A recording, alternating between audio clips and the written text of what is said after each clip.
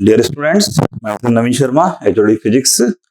Now हमारे पास हम major test 6 का डिस्कशन करेंगे हम आज, जिसका है सिलेबस कंप्लीट 11th पोर्शन। तो कंप्लीट 11th पोर्शन का टेस्ट डिस्कशन करते हैं स्टार्ट फर्स्ट क्वेश्चन से। 3 masses 700 gram, 500 gram and 400 gram suspended eight the end of the spring is shown in the figure. अब हम क्या कर रहे हैं, अब हम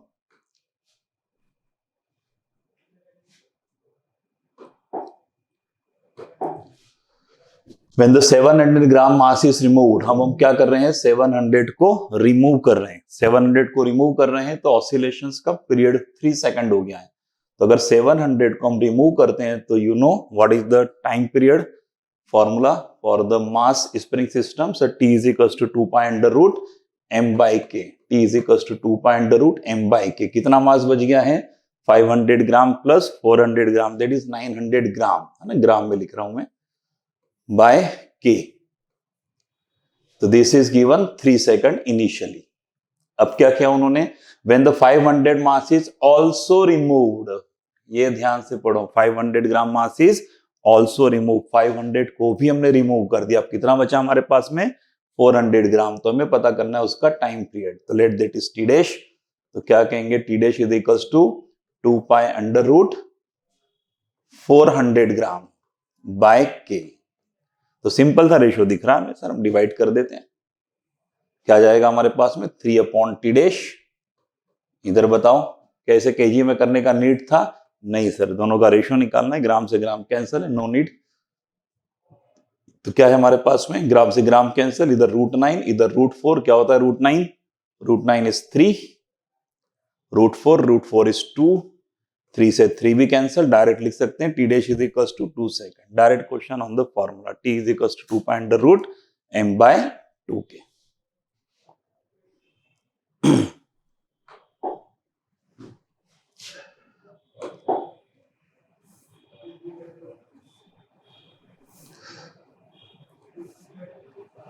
Now the second question, find the maximum velocity for not skidding for a car moved on the circular track of the radius 100 meter. The coefficient of friction between the road and the tire is 0.2। तो हमें mu मालूम है, हमें radius of the track भी मालूम है।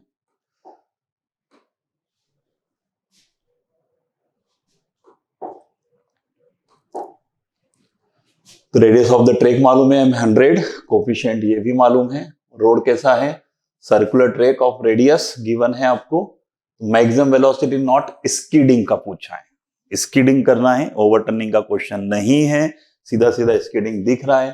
तो क्या होती है, सेफ स्पीड का फॉर्मूला है, student know, v is equals to under root mu R G. तो direct standard formula v equals to under root mu R G. Mu भी गिवन है आपको 0.2, रेडियस भी गिवन है आपको 100, और ये भी आपको मालूम है जी कितना होता है 10। तो सर पॉइंट हटाते हैं तो 10 कैंसिल है, मतलब under root 200। Under root 200 means 10√2। 10√2, 2 का रूट सब जानते हैं 1.414, 1.414 इंटू 10 कितना हो जाएगा 14। That means which option is correct, d option is correct.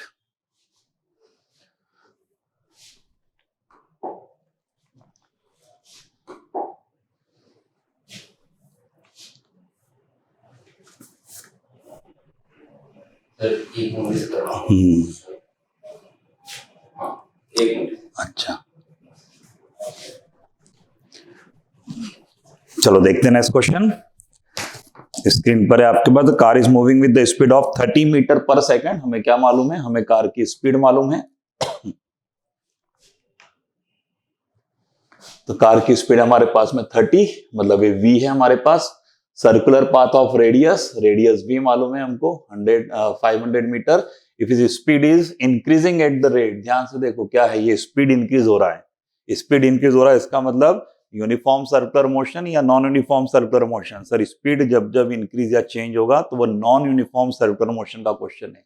और अगर नॉन यूनिफॉर्म सर्कुलर मोशन होगा तो किसी भी इंस्टेंट पर देखेंगे सर हम, टेंजेंशियल एक्सेलरेशन भी होता है और सेंटीपिटल एक्सेलरेशन भी होता है, and this two are always perpendicular. तो हमें क्या निकालना है यहाँ पर, द रिजल्टेंट एक्सेलरेशन। तो दो वेक्टर अगर परपेंडिकुलर है तो how to find the resultant, sir under root of A square plus B square, तो क्या करना होगा, AT square plus AC square. तो सर एटी तो डायरेक्ट गिवन है, tangential acceleration 5, AC centripetal acceleration का formula sir V square by R, V given है हमें, आर वी गिवन है, V square means 30 square 900 by R, R भी हमें given है 500, दैट इज 9/5। तो एसी आ गया हमारे पास में 9/5, यहां पे पुट कर दो सर 9/5 का होल स्क्वायर। तो सिंपल कैलकुलेशन है, स्क्वायर करके सर रूट में हम सॉल्व कर लेंगे, सिंप्लीफाई कर लेंगे, तो हमें आ जाएगा आंसर 5 पॉइंट समथिंग। तो एक ही ऑप्शन है यहाँ पर 5.31।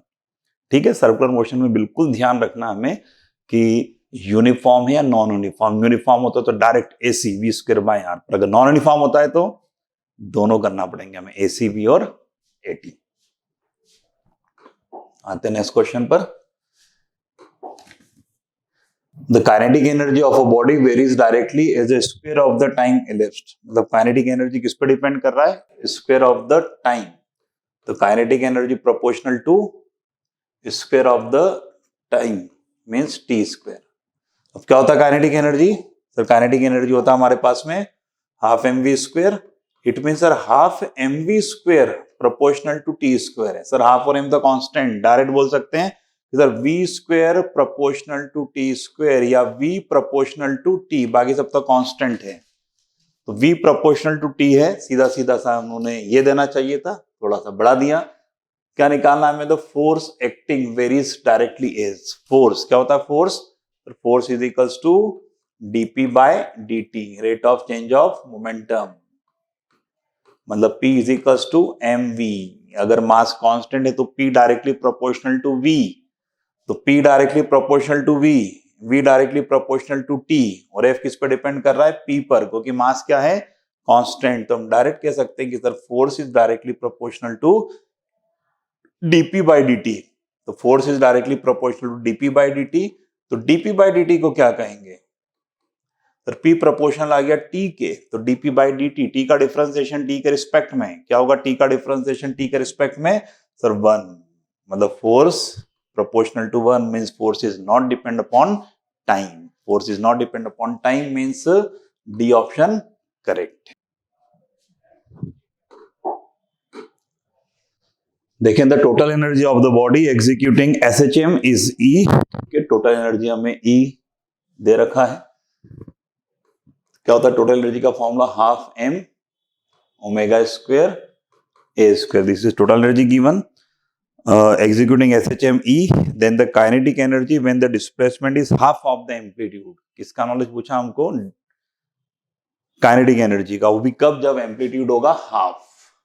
तो काइनेटिक एनर्जी का फॉर्मूला SHM में half m omega square a square minus x square, where x is the displacement. तो आप सीधा सीधा देखें तो काइनेटिक एनर्जी हम लिख सकते हैं half m omega square a square minus का पूछा डिस्प्लेसमेंट, सर जब हाफ होगा, इट मींस x को लिख सकते हैं हम a/2। तो बड़ा सिंपल सा कैलकुलेशन है sir, half m omega square a square minus a/2 square, a/2 square कितना होगा, a स्क्वायर बाय 4, माइनस कर देंगे तो 4a square minus a square, that is 3a square. तो मिल गया आपको 3a स्क्वायर बाय 4, तो 3a स्क्वायर बाय 4। तो अब इस क्वांटिटी को देखो, half m omega square a square, क्या लिख सकते हैं इसको हम, half m omega square a square को टोटल एनर्जी। तो क्या मिल गया हमें, kinetic energy is equals to sir total energy, extra क्या बचा, सर एक्स्ट्रा बच रहा है 3/4। इसका मतलब विच option is correct, third option is correct, 3/4।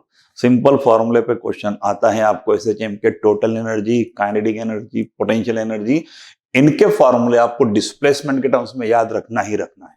सीधा सीधा half displacement, 1/3 displacement, √a/2 displacement, comparison kinetic and potential energy या फिर total energy, important concept.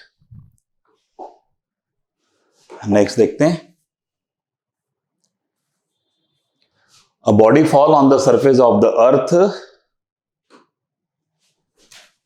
From the height of 20 centimetre, तो एक बॉडी फॉल हो रही है on the earth surface from the height of 20 centimetre, बहुत कम हाइट दिया centimetre में, देखते हैं।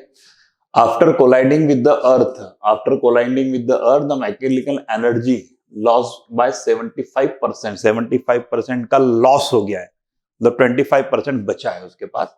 Then determine height up to the body will reach, तो अगर मैं h हाइट से ड्रॉप करता हूं, क्या होता है अगर मैं h हाइट से ड्रॉप करता हूं तो नीचे आके कितनी स्पीड के साथ स्ट्राइक करती है, सभी बच्चे जानते हैं, √2gh, √2gh है ना, v square minus u square equals to 2s, यानी इसे ड्रॉप करें तो u का value v square equals to √2gh, v square equals to 2s, तो v इक्वल्स टू √2gh।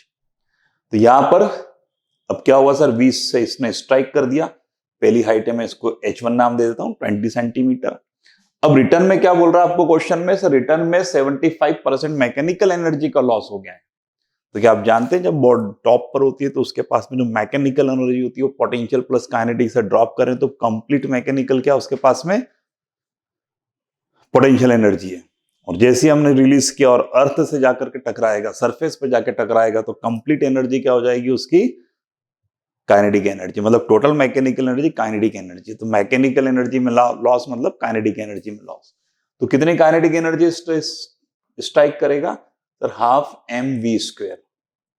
अब हो गया उसके पास में लॉस, कितना लॉस हो गया है तो 75%, कितना बचा उसके पास में, तब उसके पास जो काइनेटिक एनर्जी बची है 25% बची है।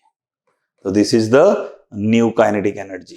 न्यू काइनेटिक एनर्जी का मास चेंज हुआ नहीं, फिर क्या चेंज हुआ सर, उसकी स्पीड, मतलब वो रिटर्न कितने से होगी सर, अब वो v' से रिटर्न होगी, v' से रिटर्न होगी, मतलब ½ m, तो सर v' तो आ गया मेरे पास में, कितना आ गया, v' इज इक्वल्स टू √25/10 100, और ये v। अब सब बच्चे जानते हैं कि सर इतने से अगर रिटर्न होगा, if I through the ball with the v', तो उसकी हाइट क्या होगी, कितनी हाइट सर, वही सेम फॉर्मूला, हाइट निकालना है तो क्या हो जाएगा सर, v²/2g, तो क्या निकाल दूं मैं, नई हाइट उसकी h' is equals to v²/2g। तो कितने से जा रहा है सर, तो v' से जा रहा है, तो v'²/2g, क्या लिख दूं v' को sir, v² 25/100 upon 2g, v² sir, v² ये है हमारे पास में √2gh, तो √2gh का स्क्वायर कितना मिलेगा हमें, 2gh1 25/100 divided by 2g। Simple सा कैलकुलेशन दिख रहा है, आई थिंक सब कर लेंगे, जरूरत नहीं है उसकी। h1 कितनी हाइट से ड्रॉप किया था सर, हमने 20 सेंटीमीटर से ड्रॉप किया था, तो 20 इंटू 25/100 कितना हो जाएगा, 25/100 1/4, 20/4 दैट इज 5, ये ऑप्शन 5, हाँ फर्स्ट ऑप्शन। तो simple the formula sir, drop करने पर कितने से स्ट्राइक करता है, √2gh से, okay.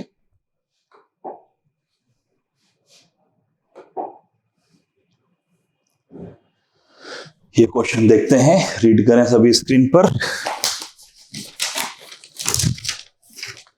For the arrangement shown in the figure, the tension in the string to prevent it from sliding is G10, surface frictionless। frictionless तो ज्यादा सोचना ही नहीं है, फ्रिक्शन होता तो देखते कि क्या है, frictionless है सर, डाउनवर्ड केवल उसको ग्रेविटी लगेगा, और ग्रेविटी का कौन सा कंपोनेंट लगेगा ये सब बच्चे जानते हैं सर, नीचे लगता है mg, अगर जिस डायरेक्शन में वो स्लाइड हो रहा है तो उस डायरेक्शन में कितना लगेगा,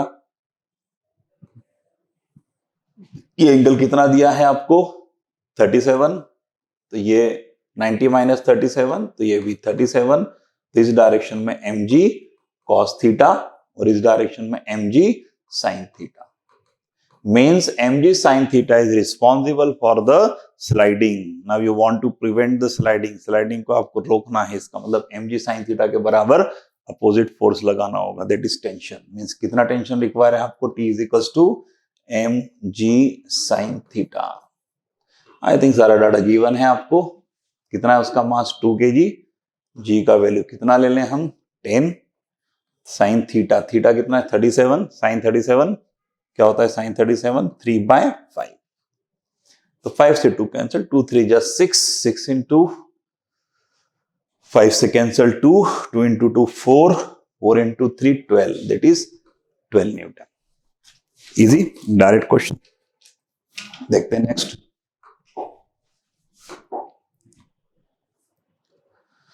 the radius of gyration, radius of gyration सब बच्चे जानते हैं कि जितना भी आता है हमारे पास में मोमेंट ऑफ इनर्शिया उसको लिख लेते हैं इक्वल्स टू एम के square.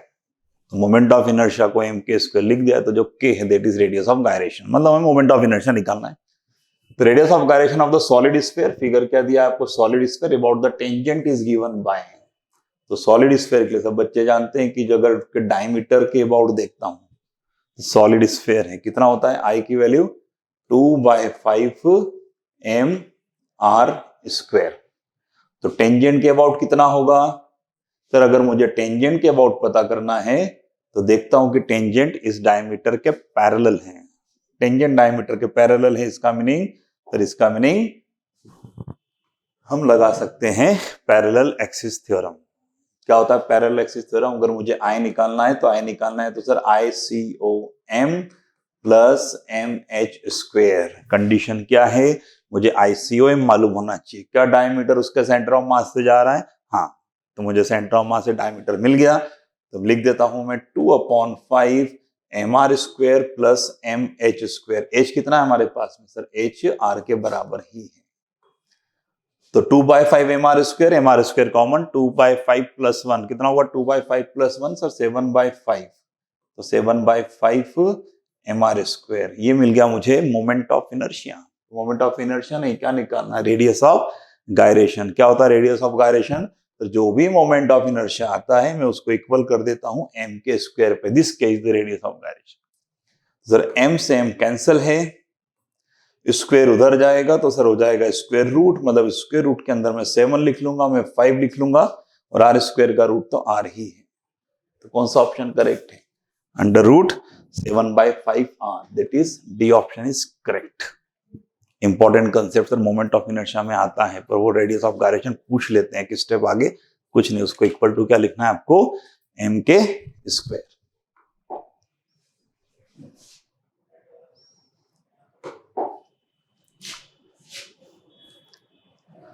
Two person of masses 55 kg and 65 kg, question पढ़ने में बड़ा दिख रहा है, देखते हैं।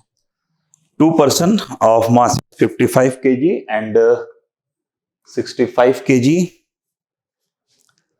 respectively are at the opposite end of the boat. The length of the boat भी given है and weight 100 kg, पूरा डाटा given है आपके पास में। The 55 kg man walk up with the 65 kg man and the sits with him। एक इधर आ रहा है तो इस टाइप के क्वेश्चन किए हमने। सर बोट एक तरफ शिफ्ट होकर, शिफ्ट करने के लिए सिंपल सा कंसेप्ट यूज करते हैं कि सर एक्सटर्नल कोई फोर्स ना, सेंटर ऑफ मास वहीं पर रहेगा, और सेंटर ऑफ मास वहीं पर रहेगा तो m1x1 plus m2x2 plus m3x3 dot dot dot mn(x(n) is equals to 0। If the boat is in still water then center of mass of the system, ध्यान से पढ़ें, क्या पूछ लिया आपको, centre of mass of the system is shifted by. इसमें बच्चा गलती करता ही करता है, सर मैंने तो खूब प्रैक्टिस की, m1x1 m2x2 में शिफ्ट बता दूंगा, पर यहाँ शिफ्ट किसका पूछा है, सेंटर ऑफ मास का। कोई डाटा का नीड नहीं है सर, सेंटर ऑफ मास तो शिफ्ट नहीं होगा, इसलिए 0। तो क्वेश्चन को पूरा पढ़ना है, ऐसा नहीं डाटा लिया और बस कैलकुलेशन चालू, ठीक है। वेरी इजी क्वेश्चन, इसमें गलती करने के चांसेस बहुत होते हैं, तो क्वेश्चन को अच्छे से पढ़ना है कि सर किसका शिफ्ट पूछा है, ठीक है। नेक्स्ट क्वेश्चन देखते हैं, 0 kelvin which of the following properties of gas will be 0। 0 kelvin means क्या सर, एब्सोल्यूट की बात कर रहे हैं आप, एब्सोल्यूट 0। एब्सोल्यूट 0 पर क्या हो जाता है, काइनेटिक एनर्जी, पोटेंशियल एनर्जी, मास, डेंसिटी। सर पार्टिकल की स्पीड कम होने लगती है, जैसे जैसे हम टेम्परेचर डाउन करते हैं तो उसकी स्पीड कम होने लगती है। टेम्परेचर का सीधा सीधा रिलेशन किससे है, वाइब्रेशन स्पीड, उसके मोशन की स्पीड से।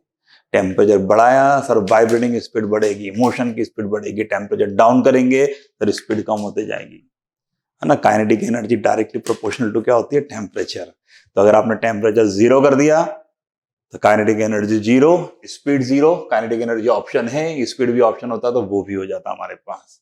ठीक है, तो अगर हम टेम्परेचर इंक्रीज करते हैं, मॉलिक्यूल्स फास्ट मूव करते हैं, उनका काइनेटिक एनर्जी बढ़ता है। सीधा क्वेश्चन।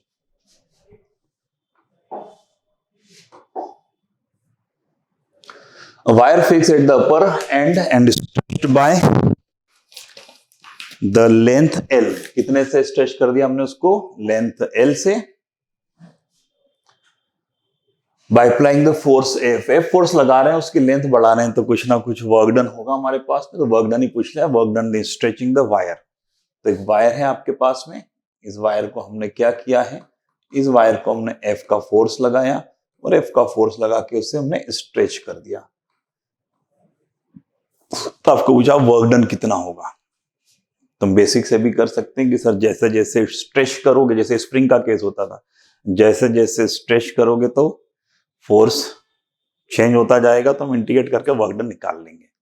पर जब हम वायर की बात करते तो वायर में आपको हमेशा सिखा है कि बहुत इंपॉर्टेंट फॉर्मूला, या तो डायरेक्ट उस पर क्वेश्चन आता है, उससे क्वेश्चन हो जाता है। क्या होता है स्ट्रेच वायर में, सर स्ट्रेच वायर में होती है एनर्जी, है ना, elastic potential energy, stretch potential energy, और उसमें सबसे इंपॉर्टेंट फॉर्मूला क्या था, एनर्जी पर यूनिट वॉल्यूम। और बड़ा सिंपल था फॉर्मूला है sir, energy per unit volume equals to क्या होता था हमारे पास में, हाफ स्ट्रेस इनटू स्ट्रेन। याद आया, तो हम इसे direct force into displacement work done से भी कर सकते हैं। पर ये फॉर्मूला अगर हमारे पास में एनर्जी पर यूनिट वॉल्यूम, तो याद करो वॉल्यूम क्या होता था, वॉल्यूम को इधर ले आता हूं मैं, तो वॉल्यूम को लिख देता हूं मैं लेंथ इनटू एरिया। तो जो एनर्जी हम दे रहे हैं सर उतना ही तो मुझे वर्क डन करना पड़ेगा। तो क्या मिल गया मुझे, work done is equals to half stress. याद करो स्ट्रेस क्या होता था, फोर्स अपॉन एरिया, है ना, फोर्स तो हम कितना दे रहे हैं वहां पर एफ, स्ट्रेन, स्ट्रेन क्या होता था sir, change in length upon original length, कितना लेंथ हमने चेंज कर दिया है एल, ओरिजिनल लेंथ एल मान लेते हैं, इनटू एल इंटू ए। तो now you can see L L cancel out, A से ए कैंसल आउट, क्या बच गया एफ एल बाई टू। तो कौन सा आंसर सही है, एफ एल बाई टू। ऐसे क्वेश्चन मैंने आपको एक ट्रिक और सिखाई है कि अगर कोई सी भी चीज लीनियरली वेरी करती है तो सर इनिशियल फाइनल निकाल के आप तो एवरेज कर दो। तो इनिशियली मूव करना है zero displacement, sir zero work done. Finally करना है सर मुझे work done force into L, force into L means direct work done F into L. तो initially zero, finally F L, zero plus F L by two. तो क्या आ जाएगा हमारे पास में एफ एल बाई टू। तो जब भी लीनियरली कोई चेंज करता तो फटाफट एवरेज से ओरल, ठीक है। पर ये फॉर्मूला खास सिखाने का था, इस पे क्वेश्चन बनता है और इस फॉर्मूले से हमने बड़ा सिंपल तरीके से क्वेश्चन कर लिया, no need of differentiation. Okay, आगे देखते हैं।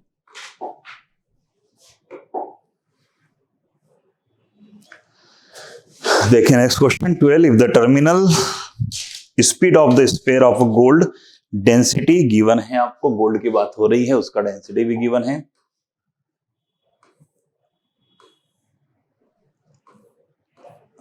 इन अ विस्कस फ्लूइड भी गिवन है आपको। Find the terminal speed of the sphere of the silver, अच्छा सेम स्फीयर सिल्वर का है, उसका भी डेंसिटी गिवन है, वो डाटा है इसमें, of the same size same liquid. चलो सेम साइज सेम लिक्विड है, तो एक का स्पीड गिवन है, एक का स्पीड निकालना है। जब भी ऐसे क्वेश्चन आता है एक का गिवन एक का निकालना, काफी सारे सर हम रेशियो लेते हैं, तो फिर जो कॉमन है दोनों में उसको नहीं देखते हैं। तो ये आप डायरेक्ट टर्मिनल स्पीड का फॉर्मूला बता सकते हैं, क्या होता था, फ्लूइड के अंदर कोई बॉडी मूव करती थी तो टर्मिनल स्पीड का फॉर्मूला क्या होता था, टर्मिनल स्पीड का फॉर्मूला इतना मालूम है सर, क्रू बाय कुछ 9 ईटा भी आता था, आर स्क्वेयर भी होता था, जी भी होता था, और दोनों के डेंसिटी का डिफरेंस भी होता था। तो इस केस में अगर देखूंगा तो सर सेम फ्लूइड है, दोनों का ईटा सेम है, इस सेम साइज है सर, आर सेम है, टू सेम, मतलब पूरा पूरा टर्मिनल वेलोसिटी सिर्फ किस पर डिपेंड कर रहा है, डिफरेंस ऑफ डेंसिटी पर। तो पहले वाले के लिए क्या दिया, टर्मिनल स्पीड 0.2, तो 0.2 इक्वल्स टू क्या लिख दूं मैं, तो ये तो सब दोनों के लिए सेम है, तो डायरेक्ट लिखता हूं रोडेश माइनस रो, कितना उसका रोडेश, 19.5, 19.5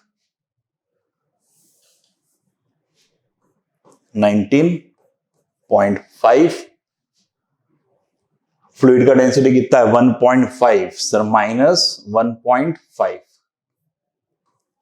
सेकंड। सिल्वर के लिए बात करता हूं तो सिल्वर की तो सर मुझे स्पीड पता करना है, इक्वल्स टू, ये तो सब सेम है, कैंसिल हो जाएगा अगर मैं उसको कंपेयर करूंगा तो।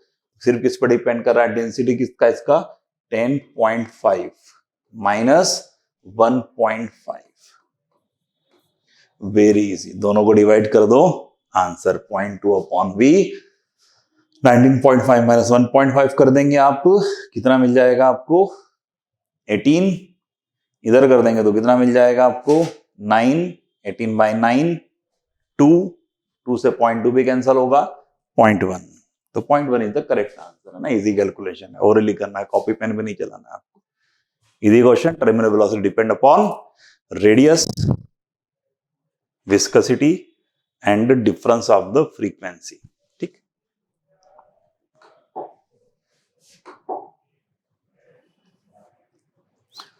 नेक्स्ट क्वेश्चन देखते हैं, वर्क डन पूछा है कुछ हमें, work done in increasing the size of the soap bubble from the radius of 3 centimetre to 5 centimetre. तो वर्क डन पूछा है 3 सेंटीमीटर से 5 सेंटीमीटर नियरली, सरफेस टेंशन भी गिवन है, तो सीधा सीधा वर्क डन क्या करेगा सर, उसका साइज बढ़ाएगा, मतलब क्या बढ़ेगा सर, उसका एरिया बढ़ेगा। And on increasing the area क्या बढ़ जाएगी उसकी सर, सरफेस एनर्जी। तो आप जो वर्क डन कर रहे हैं वो किसके बराबर होगा, उसके सरफेस एनर्जी। तो सरफेस एनर्जी का फॉर्मूला क्या होता है, surface energy is equals to, initially energy E1 ले लेता हूं, तो क्या हो जाएगा फॉर्मूला मेरे पास में, change in area into surface tension, तो surface tension into change in area. तो सरफेस टेंशन है हमारे पास में T, चेंज इन एरिया की बात करते हैं तो ध्यान रखो क्या है यहाँ पर, सोप बबल, 2 फ्री सरफेस है, 2 फ्री सरफेस का डबल एरिया बढ़ता है, तो स्फीयर का एरिया मतलब 4πr², तो 4πr² का 2 टाइम्स, तो सर 5 से 3 कर रहे हैं तो 4πr² - 4πr1²। तो यहां पर अगर हम देखें तो आर हमको दी है सेंटीमीटर में, बाकी ये है हमारे पास में न्यूटन जूल, मतलब सब कुछ ऐसा ही है, मतलब तो को मीटर में करना होगा, तो क्या हो जाएगा r2² - r1², मतलब 5/100 का स्क्वायर माइनस 3/100 का स्क्वायर, सीधा सा आंसर है। टी की वैल्यू आपको गिवन है, कितनी गिवन है, टी की वैल्यू भी 0.3, ठीक है। 5² 25 - 3² 9, 16, 2 × 4 8, बस मल्टीप्लाई कर लेंगे तो सिंपल कैलकुलेशन आपका आंसर आ जाएगा 0.4 पाई, पाई के नोट्स में लाना है, इजी डायरेक्ट क्वेश्चन। और work done equals to surface energy, surface tension into change in area. Next question देखते हैं,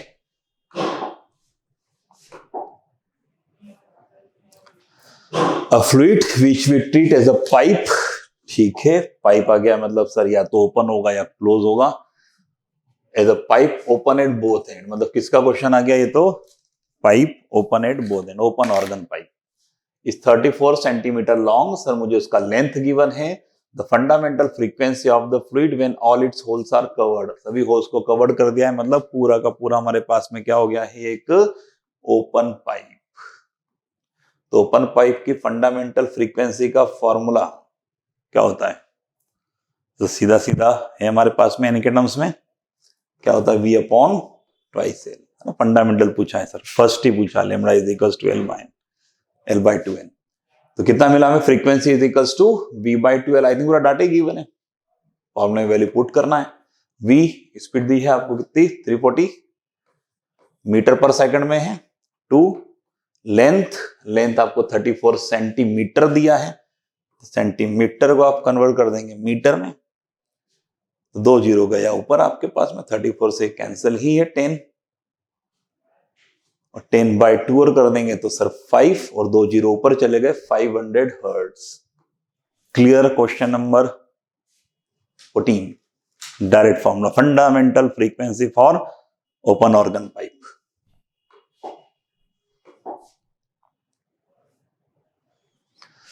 देखो देखते हैं, how much heat energy is gained by the 5 kg of water, आपको मास गिवन है सर, मास गिवन है में 5 kg, at 20 degree Celsius brought to its boiling point. 20 degree से कहां पे लाना है हमको, उसको बॉइलिंग पॉइंट पे लाना है। तो वाटर का बॉइलिंग पॉइंट सब जानते हैं, क्या होता है वाटर का बॉइलिंग पॉइंट, 100 डिग्री सेल्सियस। तो कितना हीट गेन करेगा या कितना हीट देना पड़ेगा सर, हम तो जानते हैं। कभी भी हमें थर्मोमेट्री का क्वेश्चन आ गया तो दो ही फॉर्मूला लगते हैं, टेम्परेचर चेंज हो रहा है तो mc delta T, phase change हो रहा है तो ml। तो यहाँ सीधे 100 तक लाना है, मतलब सिर्फ टेम्परेचर चेंज है, फेज चेंज नहीं होगा। मतलब Q is equals to mc delta t. Mass given है, यस सर मास गिवन है 5 kg। C गिवन है sir, C kilo joule kg में ही गिवन है, 4.2 किलो जूल में। तो आंसर भी आप किलो जूल में देख रहे हैं, इनटू डेल्टा टी। 20 से 100, 20 से 100 मतलब हमने कितना चेंज कर दिया, 80। तो 80 इंटू 5 इंटू 4.2, तो 8 इंटू 5 मिलेगा हमें 4 के टर्म्स में 44, 4 जा 16 के टर्म्स में थोड़ा सा रहेगा, है ऑप्शन 16 के टर्म्स में। तो ये ऑप्शन हम चेक कर सकते हैं विदाउट कैलकुलेशन, इजी। तो कई बार पूरा कैलकुलेशन तक नहीं जाना है। हाँ, अगर काफी सारे नियर आंसर होते तो एक बात भी करते हैं, 16 से बस थोड़ा सा ज्यादा होगा। चलो नेक्स्ट क्वेश्चन देखते हैं।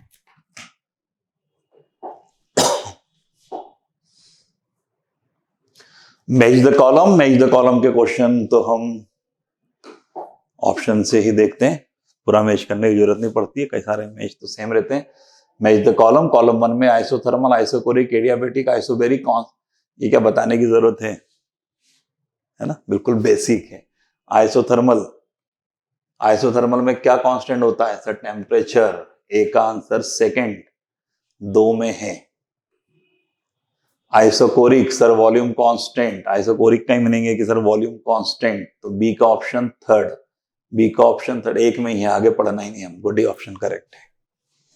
तो सिंपल रिवीजन के लिए कि हमें बेसिक नाम मालूम होना चाहिए इक्वेशन में क्या होता है ना, कौन सी प्रोसेस में क्या कांस्टेंट होता है। चलो नेक्स्ट आगे बढ़ते हैं।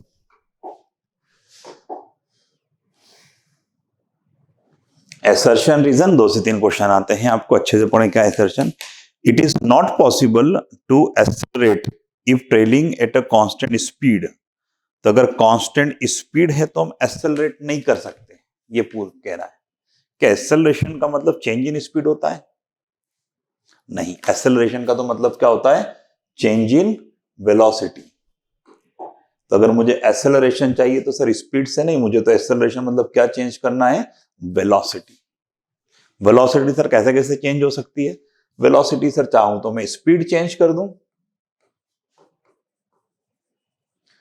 तो चाहूं तो मैं डायरेक्शन चेंज कर दूं, या फिर मैं दोनों चेंज कर दूं, बोथ। तो if I want to accelerate the particle, accelerate the body, तो मैं स्पीड चेंज करके भी कर सकता हूं, डायरेक्शन चेंज करके भी कर सकता हूं, दोनों से भी कर सकता हूं। तो फर्स्ट में आपके दिया है इट इज नॉट पॉसिबल, है ना, it is not possible to accelerate if travelling at a constant speed. नहीं सर, अगर कांस्टेंट स्पीड से ट्रेवल कर रहा है तो मैं ऐसे भी एक्सेलरेट कर सकता हूं, मतलब पहला स्टेटमेंट तो गलत है। It is not possible to round a curve with a zero acceleration. It is not possible to round a curve with zero acceleration. Curve करना है, कर्व करना है सर मतलब मुझे डायरेक्शन चेंज करना है, किसी को कर्व करना है मतलब डायरेक्शन, और डायरेक्शन चेंज करना है तो सर फिर तो फोर्स लगेगा, एक्सेलरेट होगा, सेंटीमीटर फोर्स लगता है सर टुवर्ड द परपेंडिकुलर। क्या मतलब इसका, it is not possible to round a curve with zero acceleration. बिल्कुल सही है, जीरो एक्सेलरेशन के बिना हम कर्व नहीं ला सकते, हमें एक्सेलरेट करना ही पड़ेगा। बिल्कुल सही रीजन है, both acceleration true and the reason is correct explanation. तो कौन सा ऑप्शन सही है हमारे पास में, नहीं पहला तो फॉल्स था हमारे पास, पहला फॉल्स था, इसका मतलब सेकंड तो ट्रू है। विच option is correct, if assertion is true but reason is false, no reason is true, the assertion is false and reason is true, D option. आया समझ में? तो कौन सा आंसर सही है हमारे पास में, डी, क्योंकि पहला वाला क्या हमारे पास में फॉल्स स्टेटमेंट है। आया समझ में दोनों कंसेप्ट, एक्सेलरेशन का बेसिक मीनिंग और कर्व करने के लिए नॉर्मल फोर्स की रिक्वायरमेंट।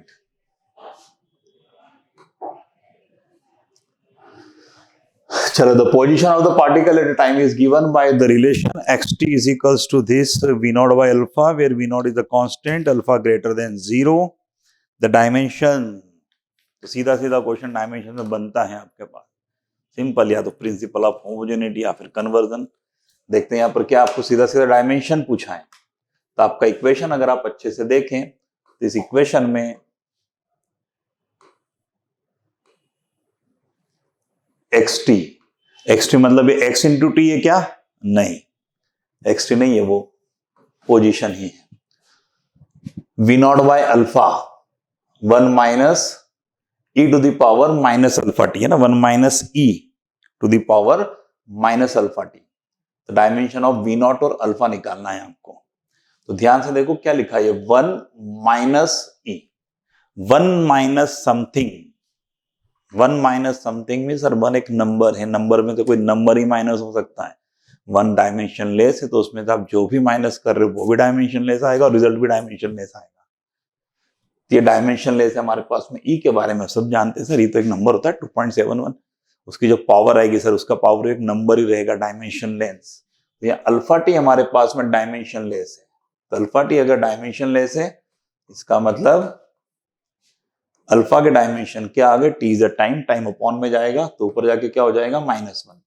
तो अल्फा के डायमेंशन तो टी -1 है, टी -1 दो जगह दिया है, दो ऑप्शन तो ऐसे खत्म हो गए। ठीक है, उनमें दो में चेक करते हैं आपको और किसके निकालने हैं, डायमेंशन ऑफ वी नॉट भी निकालना है। तो यहां अगर आप देखें तो सर ये कंप्लीट क्वांटिटी डायमेंशन लेस हो गई है। कंप्लीट क्वांटिटी डायमेंशन लेस हो गई मतलब क्या बचा, वी नॉट बाय अल्फा। तो LHS dimension equals to RHS। तो LHS में क्या है sir, x is a length. RHS में क्या बचा, अगर मैं डायमेंशनली देखता हूं तो वी नॉट बाय अल्फा, और अल्फा हम निकाल चुके हैं। इसका मतलब x के dimension L1 equals to v naught L, alpha के डायमेंशन क्या आ गए t-1, तो t-1 मल्टीप्लाई कर देंगे t-1 L1, तो वी नॉट भी आ गया t-1 L1। First option is correct option. तो प्रिंसिपल ऑफ होमोजेनिटी से क्वेश्चन हमारा सॉल्व, इजी क्वेश्चन, थोड़ा इंपॉर्टेंट क्वेश्चन। चलो नेक्स्ट क्वेश्चन देखते हैं।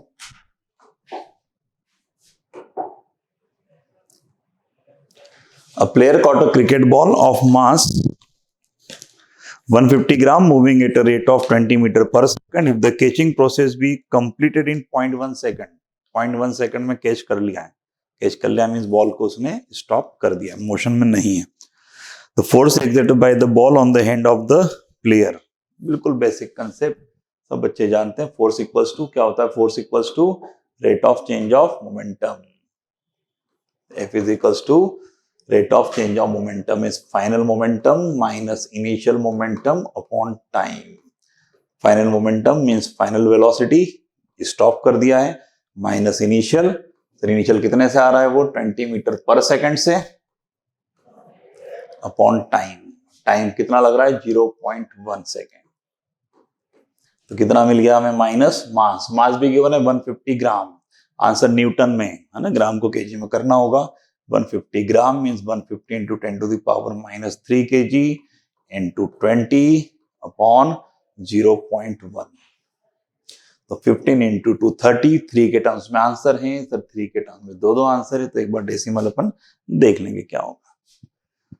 0.1 ऊपर जाएगा तो सर 1 0 हो जाएगा, 1 0 हो जाएगा तो 1 0 -3 है, -3 है मीन्स 1 0 ये, 1 0 ये और 1 0 यहां से आ गया, इससे -3 कैंसिल ही हो गया, 2 इंटू 15 30। Easy question. तो सीधा F equals to dp by dp2 question है। देखते हैं इस question 20। Considering the gases to be ideal, the value of gamma Cp by Cv, हमें मालूम है गामा Cp बाई Cv होता है for a gaseous mixture consisting of 3 moles of carbon dioxide.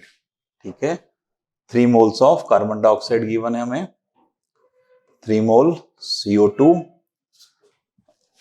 And 2 moles of oxygen. Oxygen कितना given है हमें, 2 moles, तो 2 moles of oxygen. Okay, will be, हमें गामा ऑफ O2 दिया है, गामा ऑफ CO2 दिया है, और गामा हमें निकालना है मिक्सर का।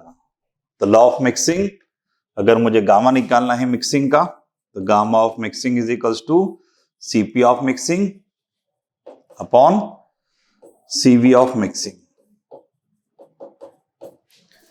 तो चाहे आपको Cp निकालना हो या Cv निकालना हो, सिंपल द फॉर्मूला यूज कर सकते हैं, N1 Cp1 plus N2 Cp2 upon N1 plus N2। सभी जानते हैं law of mixing, N1 x1 plus N2 x2 upon N1 plus N2। Cp निकालना हो या Cv निकालना हो, क्या करते हैं हम, N1 Cp1 plus N2 Cp2 upon N1 plus N2। Similarly अगर मुझे Cv निकालना है तो क्या लिखूंगा Cv के लिए, N1 Cv1 plus N2 Cv2 upon N1 plus N2। तो N1 प्लस N2 कैंसल है, तो मुझे सीधा सीधा मिल गया है सर गामा ऑफ मिक्सिंग के लिए N1 Cp1 plus N2 Cp2 upon N1 Cv1 plus N2 Cv2।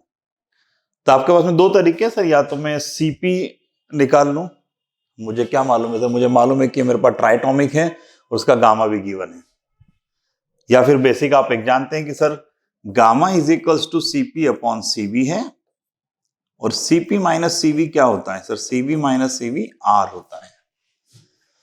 तो आप आराम से R और गामा के टर्म्स में Cp और Cv निकाल सकते हैं, है ना। Cp को लिख दूंगा मैं गामा Cv, Cp को गामा Cv, Cv कॉमन आ जाएगा, तो सर 1 माइनस गामा, मतलब मैं Cv को क्या लिख सकता हूं Cp को लिख दिया मैंने Cv 1 माइनस गामा, मतलब मेरे पास डायरेक्ट फॉर्मूला है कि sir Cv is equals to R upon 1 minus gamma. और Cp क्या होता है, गामा टाइम्स ऑफ Cv, इसका मतलब Cp को लिख सकता हूं मैं gamma times of R upon 1 minus gamma. तो Cp भी आ गया मेरे पास, Cv भी आ गया, डायरेक्ट उसमें मुझे बस वैल्यू पुट करना है।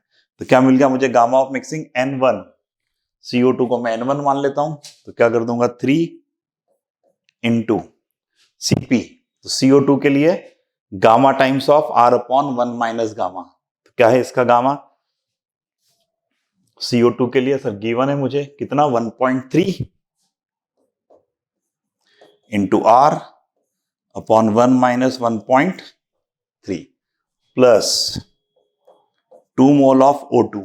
O2 के लिए क्या है मेरे पास में, O2 के लिए सर 1.4 गिवन है, तो 1.4 into R upon 1 minus 1.4 divided by similarly N1 V1 plus N2 CV2। तो N1 मतलब वही 3, CV1 के लिए क्या लिख देंगे हम, direct R upon 1 minus gamma, तो R upon 1 minus 1.3 plus 2 into R upon 1 minus gamma, 1 minus 1.4। तो थोड़ा सा कैलकुलेशन है, आप इजीली उसको कैलकुलेट कर सकते हैं। तो डायरेक्ट हमारे पास में लॉ ऑफ मिक्सिंग पे क्वेश्चन बनता है, कैलकुलेट कर लेंगे तो फाइनली मिल जाएगा आपको 1.33। ठीक है, आया समझ में। नेक्स्ट देखते हैं question number 21। A solid cylinder of mass 20 kg, ठीक है, मैं मास ऑफ द सिलेंडर गिवन है 20 kg।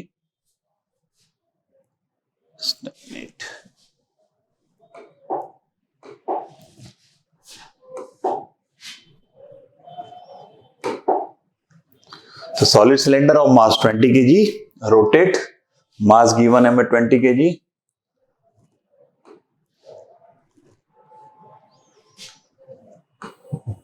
Rotate about his axis with angular speed. Sir हमें तो एंगुलर स्पीड मींस ओमेगा भी गिवन है, एम भी गिवन है, ओमेगा भी गिवन है। The radius of the cylinder, sir हमें आर भी गिवन है।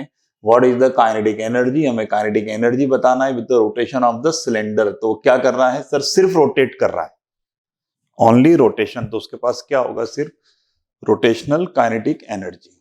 तो सर लीनियरली होता है तो half m v square, rotation करता है तो हाफ आई ओमेगा स्क्वायर। तो हाफ आई किसका है हमारे पास में, सॉलिड सिलेंडर, और कहां रोटेट कर रहा है, अपने एक्सिस पर ही कर रहा है। तो क्या होता है उसका formula, m are square by 2 into omega square. तो सिंपल इसमें वैल्यू पुट करना है।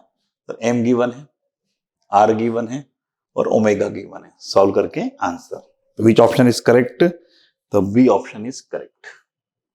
ठीक है, नेक्स्ट देखते हैं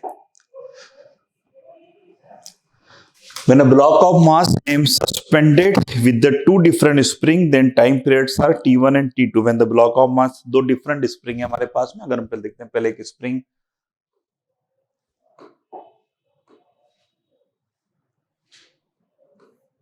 इस स्प्रिंग से सस्पेंड किया तो सर मास m1, तो हमें टाइम पीरियड कितना मिल गया t1, ठीक है। दूसरे डिफरेंट स्प्रिंग है, ये सेम मास हमने सस्पेंड कर दिया दूसरे से, अगर इसका k1 है तो सर इसका k2 होगा, तो यहां पर टाइम पीरियड आ रहा है हमारे पास में t2। If the same mass attach with the parallel combination of the spring, तो हमने सेम मास को अटैच कर दिया दोनों के पैरेलल कॉम्बिनेशन से, तो टाइम पीरियड कितना आ रहा है इस बार हमारे पास में t। तो बेसिक टाइम पीरियड का फॉर्मूला स्प्रिंग ब्लॉक सिस्टम क्या होता है sir, t is equals to 2 pi under root m by k। एक अकेला होता है तो m, एक से ज्यादा होता है तो रिड्यूस मास, एक अकेली स्प्रिंग होती है तो k, नहीं तो k इक्विवेलेंट, ठीक। अब पैरेलल कॉम्बिनेशन की क्या खास बात है, तब पैरेलल कॉम्बिनेशन में जो k है मेरे पास कितना हो जाता है, k is equals to k1 plus k2।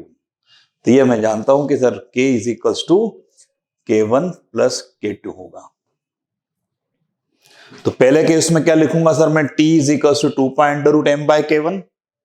तो बता सकते हैं यहां से k1 की वैल्यू क्या मिलेगी, स्क्वायरिंग बोथ द साइड करते हैं, स्क्वायरिंग बोथ द साइड करते हैं तो क्या मिल जाएगा मुझे, t square equals to 4 pi square m by k।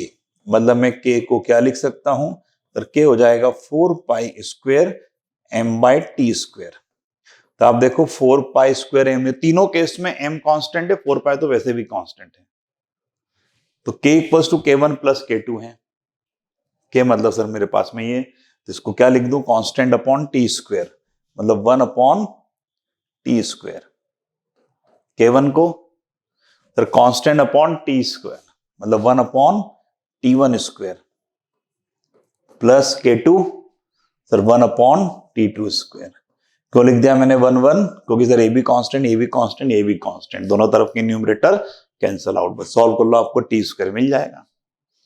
LCM ले लेंगे t1 t2, t1 square plus t2 square upon t1 t2 का स्क्वायर। रेसिप्रोकल कर देंगे तो सर t का रूट, तो रूट के अंदर आ जाएगा आपके पास में, तो t1 स्क्वायर t2 स्क्वायर तो बाहर आ जाएगा आपके पास में और अंदर ही बच जाएगा। इसका मीनिंग ये इजी कंसेप्ट क्या यूज आया, पैरेलल कॉम्बिनेशन में k equals to k1 plus k2। आगे देखते A body attain a height equals to the radius of the earth, the velocity of the body with which it was projected from the surface of earth। तो आप अर्थ के surface से एक body को project कर रहे हैं और प्रोजेक्ट करने पर कितना हाइट अटेंड कर लिया उसने, radius of earth. When we throw the body from the earth surface, earth और बॉडी वही दोनों आपस में एक दूसरे को फोर्स लगाते हैं, there is no external force. तो सिस्टम पर अगर एक्सटर्नल फोर्स नहीं लगेगा तो क्या कर देंगे आप, मैकेनिकल एनर्जी कंजर्व करते हैं। इंपॉर्टेंट कंसेप्ट, इस पे क्वेश्चन बनता ही बनता है। तो क्या हो जाएगा हमारे पास में, इनिशियली अगर देखते हैं मैकेनिकल एनर्जी, तो sir half m v square, potential energy कितनी होती है gmm बाय r। और जब इतना हाइट अटेंड कर लेगा तो मैक्सिमम स्पीड, मैक्सिमम हाइट पर स्पीड क्या हो जाएगी, 0। इसका मतलब काइनेटिक एनर्जी 0, सिर्फ रहेगी पोटेंशियल एनर्जी कितनी रहेगी, gmm बाय r। r क्या होता है, distance from centre, r is the distance from centre. तो ये सेंटर से देखें तो कितना डिस्टेंस हो गया इसका, 2r, तो minus gmm by 2r। This is initial energy, this is final energy, दोनों को आप इक्वेट कर दो। इक्वेट कर देंगे तो देखो माइनस gmm बाय 2r, तो half m v square, sir m m m cancel out, क्या मिल जाएगा, माइनस जीएम हो जाएगा तो उधर प्लस, और उधर पहले से एक माइनस है, जीएम बाय आर कॉमन है, 1 माइनस हाफ, 1 माइनस हाफ क्या बचेगा सर, हाफ ही बचेगा। तो हाफ, हाफ से हाफ भी कैंसिल हो जाएगा, तो v square is equals to क्या बचा इधर, जीएम बाय आर, मतलब under root GM by r. क्या ऑप्शन, तो 23rd के लिए आपके पास में फर्स्ट ऑप्शन ही करेक्ट है। Direct question, easy question. आगे देखते हैं। Now the next question, when a guitar string is sounded with the 440 hertz tuning fork, guitar string है आपके पास में, ट्यूनिंग फॉर्क के साथ में आप उसको साउंड दे रहे हैं, कितना 440 हर्ट्ज, ठीक है। अब beat frequency of 5 hertz, beat frequency means दोनों के फ्रीक्वेंसी का डिफरेंस, तो मैं 440 हर्ट्ज के साथ में कितना दे रहा है 5 बीट्स, 5 बीट्स मतलब सीधा सीधा बोल सकते हैं या तो सर वो 445 है या फिर 435 है। 435 दोनों ऑप्शन है, मतलब आगे पढ़ना पड़ेगा, है ना, कोई एक ऑप्शन होता तो यही क्वेश्चन खत्म हो जाता, और आपको दोनों ऑप्शन दिए हैं, तो आगे पढ़ते हैं। If the experiment is repeated with the tuning fork of 437, अब 437 के साथ में भी हम रिपीट कर रहे हैं।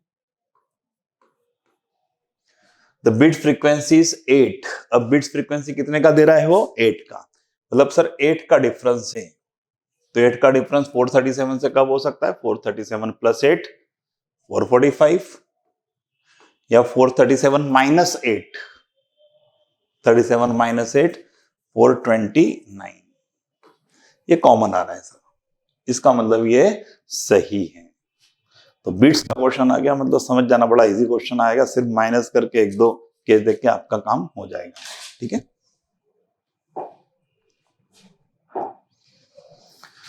ट्वेंटी 24 के बाद 25 देखते हैं। कंसीडर द फॉलोइंग स्टेटमेंट, कुछ स्टेटमेंट देखते हैं। Spring force is deformation independent या डिफॉर्मेशन डिपेंडेंट। हाँ, स्प्रिंग फोर्स कब लगता है, सब बच्चे जानते हैं, स्प्रिंग फोर्स होता है सर kx, नेचुरल लेंथ होगा तो नेचुरल लेंथ पर कोई फोर्स नहीं, अगर आप उसको डिफॉर्म करोगे इंक्रीज या डिक्रीज तभी जाकर के फोर्स लगता है, तो spring force is deforming dependent. हाँ, ज्यादा लेंथ बढ़ाओगे ज्यादा लगेगा, कम लेंथ बढ़ाएंगे कम लगेगा। बी ऑप्शन देखते हैं, पहला तो ट्रू है हमारे पास में। Work done by spring force depend on initial and final deformation, फिर इनिशियल और फाइनल डिफॉर्मेशन पर डिपेंड करेगा। स्प्रिंग फोर्स कैसा फोर्स है, कंजर्वेटिव, तो कंजर्वेटिव का वर्क डन केवल किस पर डिपेंड करता है, इनिशियल और फाइनल। तो चाहे आपका इलेक्ट्रोमैग्नेटिक हो, ग्रेविटेशनल हो या स्प्रिंग फोर्स, ये तीनों का जो वर्क डन है ये पाथ इंडिपेंडेंट है, पाथ पे डिपेंड नहीं करता है। बेसिक लॉजिक है हमारे पास में, बेसिक कंसेप्ट है कि कंजर्वेटिव फोर्सेस का वर्क डन और depend only on the initial and final position, not depend upon the path. इसका मतलब केवल इनिशियल फाइनल, तो बिल्कुल सही है ये, both statements are true. Easy.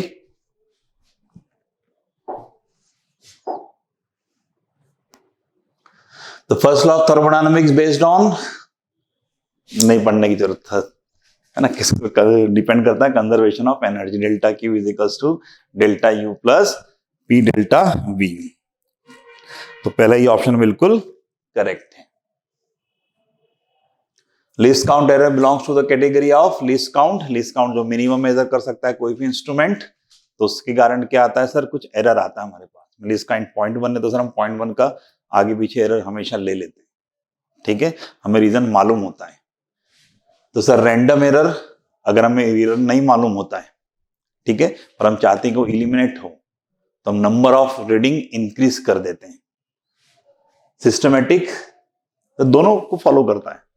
अगर मेरे पास में कोई इंस्ट्रूमेंट है, इंस्ट्रूमेंट के पास में अगर लिस्ट काउंट है तो मुझे मालूम है कि लिस्ट काउंट के कारण एरर आएगा, पर उसको एलिमिनेट नहीं कर सकता मैं, आई नो द रीजन, पर एलिमिनेट नहीं कर पा रहा हूं, तो क्या करता हूं मैं, नंबर ऑफ रीडिंग को ज्यादा ले लेता हूं।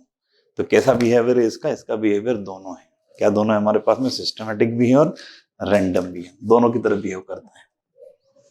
तो d option is correct. Next question देखते हैं। A sample of gas expand from volume V1 to V2, हम उसको एक्सपांड कर रहे हैं, कहां से कहां एक्सपांड कर रहे हैं, वॉल्यूम V1 से V2। The amount of work done by the gas, gas work done कर रही है, एक्सपांशन पॉजिटिव वर्क डन हो सकता है। Gas is greater with the expansion of, ये तो बिल्कुल बेसिक क्वेश्चन है, आपने ग्राफ बनाए हैं। अगर मैं V और P ग्राफ बनाता हूं और इनिशियल पोजीशन V1 से फाइनल पोजीशन अगर V2 पर आता हूं, रेंडमली कहीं से भी यहां से आता हूं। एडियाबेटिक याद करो, एडियाबेटिक में ऐसे आते थे हम। आइसोथर्मल, सर आइसोथर्मल में भी ऐसे ही आते थे हम। उसके बाद में आइसोबेरिक, सर आइसोबेरिक में तो सीधे आते थे, प्रेशर कांस्टेंट होता था और वर्क डन क्या होता था? वर्क डन तो होता है हमारे पास में area under the curve of the PV. तो सबसे बड़ा एरिया हमेशा किसका बनता था? प्रेशर। तो सबसे ज्यादा वर्क डन कौन करेगा? अमाउंट ऑफ वर्क ग्रेटर पूछा है प्रेशर कांस्टेंट पे। प्रेशर कांस्टेंट मतलब आइसोबेरिक प्रोसेस। तो d option correct, standard question. ठीक है, एडियाबेटिक और आइसोथर्मल पूछते तो एक बात होती है, आइसोबेरिक देखते से ग्राफ भी नहीं बनाना, पिक्चर क्लियर है सर। हॉरिजॉन्टल ग्राफ बनता है, मैक्सिमम एरिया निकालता है, इसका मतलब मैक्सिमम वर्क डन हमेशा कांस्टेंट प्रेशर आइसोबेरिक में मिलेगा अगर इनिशियल और वॉल्यूम कांस्टेंट है।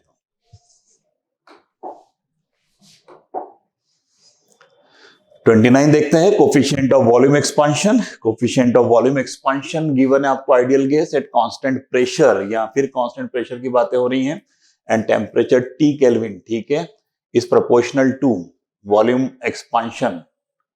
वॉल्यूम एक्सपांशन क्या होता है हमारे पास में? Gamma is equals to coefficient of volume expansion क्या होता है? Gamma is equals to delta we upon we delta t. सब जानते हैं थर्मल एक्सपांशन, लीनियर सरफेस और वॉल्यूम। आपको वॉल्यूम एक्सपांशन पूछा है कि टी, मतलब इसे टी के टर्म्स में आपको बताना है। और आइडियल गैसेस भी है, आइडियल गैस के बारे में तो हम जानते हैं सर, यूज कर सकते हैं PV is equals to N R t. मतलब डेल्टा वी है, डेल्टा वी के लिए क्या यूज कर लूं? दोनों तरफ डिफरेंशिएट कर लें। तो सर कांस्टेंट प्रेशर दिया है तो आधा काम तो यही हो गया सर, कांस्टेंट प्रेशर दिया तो p as it is delta v equals to, sir n तो कांस्टेंट होता है, आर भी कांस्टेंट होता है, टेम्परेचर वेरी कर रहा है, अगर कांस्टेंट प्रेशर है तो एन आर डेल्टा टी। मतलब डेल्टा वी की वैल्यू मिल गई मुझे, क्या मिल गई? डेल्टा वी की value n r delta t by p. तो गामा एक्सपांशन मुझे क्या मिल गया सर? डेल्टा वी का value n r delta t upon n r delta t upon p, ये लिखा हुआ है वी और ये है डेल्टा टी। डेल्टा टी से delta t cancel, means gamma is equal to आ गया मेरे पास N R upon PV, N R upon PV. अब पीवी को लिख दूंगा मैं एन आर टी, पीवी को लिख देंगे हम n are t, n r से एन आर कैंसिल, क्या बचेगा? अपॉन में टी, है ना। पीवी को क्या लिखा मैंने? N are t, n r cancel t, मतलब गामा किस पे डिपेंड कर रहा है? Inversely proportional to t, means 1/t। आया समझ में? तो सिंपल से दो फॉर्मूले यूज है हमारे पास में। तो गामा का basic formula delta we upon we delta T और PV is equals to N R T. Next देखते हैं tangential force F act at the top of a disk of mass m radius r if it roll without slipping, roll without slipping मतलब pure rolling on horizontal surface, then acceleration friction। बिल्कुल standard question, pure rolling के question में हम केवल 3 equation use करते हैं, कैसा भी क्वेश्चन हो 99% इससे सॉल्व होता है। क्या? Net force equals to mass into acceleration centre of mass, net torque equals to I alpha, और प्योर रोलिंग है तो A is equals to R alpha. देखते हैं ये सॉल्व होता है कि नहीं उससे। तो टेंजेंशियल फोर्स एफ एक्ट लगा रहे हैं at the top of the disc. तो आपके पास में एक डिस्क है रखा हुआ है सरफेस पर, और उसके टॉप पे लगा रहे हैं आप एक फोर्स, ठीक है, टेंजेंशियल फोर्स। अब फ्रिक्शन अभी तो नहीं मालूम सर फ्रिक्शन किधर होता है। फ्रिक्शन के डायरेक्शन कुछ भी ले लो, पॉजिटिव आया तो आपने सही लिया था, नेगेटिव आया तो आपने अपोजिट लिया था, जीरो आया तो सर फ्रिक्शन नहीं है। तभी तो इधर लेते हैं, लेट फ्रिक्शन यहां पर है। एफबीडी बनाएंगे तो दोनों फोर्स तो मिल गए sir, downward mg, upward n। तो पहले नेट फोर्स पता करते हैं। तो सर ऊपर नीचे तो नहीं जा रहा है, मोशन हॉरिजॉन्टली चल रहा है रफ सरफेस पर। तो net force F minus f क्या बन जाएगा equation? F minus f is equals to mass into acceleration. किसका एक्सेलरेशन? सेंटर ऑफ मास का। किसके अबाउट रोटेट कर रहा है सर? प्योर रोलिंग है, इसके अबाउट। क्या हो जाएगा नेट टॉर्क? सर mg और n का टॉर्क तो zero, they are passing through the centre. इस f का टॉर्क देखेंगे तो सर ये f से परपेंडिकुलर डिस्टेंस r, fr। इस फ्रिक्शन से देखते हैं तो इस फ्रिक्शन से भी परपेंडिकुलर डिस्टेंस r, क्या मिलेगा हमको?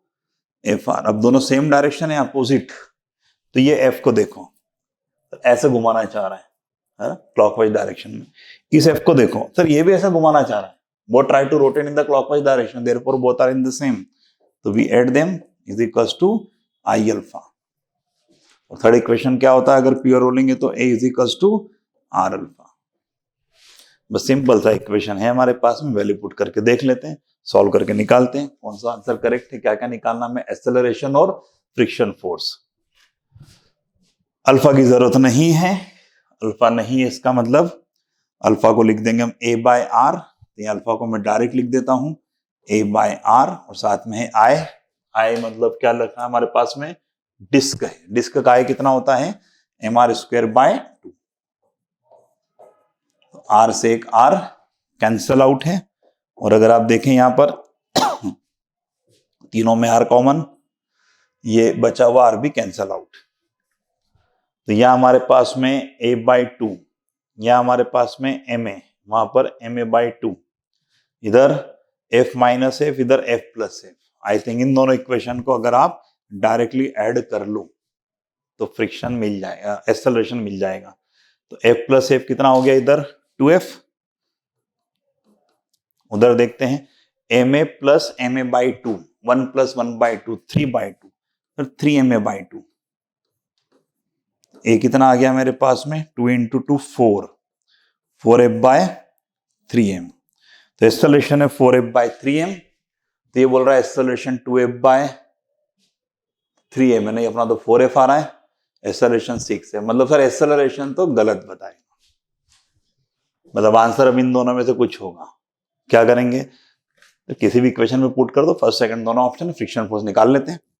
कितना आ गया acceleration 4f by 3m, first equation में हम पुट कर देते हैं, तो sir f minus F equals to M A, acceleration की value 4f by 3m, 4f by 3m। Further simplify, minus F को उधर ले जाते हैं, m से m भी कैंसिल हो रहा है, 4f बाय 3 को इधर ले आते हैं, f कॉमन लेते हैं तो 1 minus 4 by 3, 3 LCM minus 1 by 3, तो फ्रिक्शन 1 माइनस 1 बाई 3 के टर्म्स में आ रहा है, और क्या बचेगा इधर f, तो माइनस f बाई 3, तो फ्रिक्शन हमारे पास f बाई 3 गिवन है, हमारा माइनस आ रहा है, माइनस आ रहा है, इसका क्या मतलब, क्वेश्चन को और आगे बढ़ाना होता तो पूछ लेते कि what is the magnitude in the direction of friction.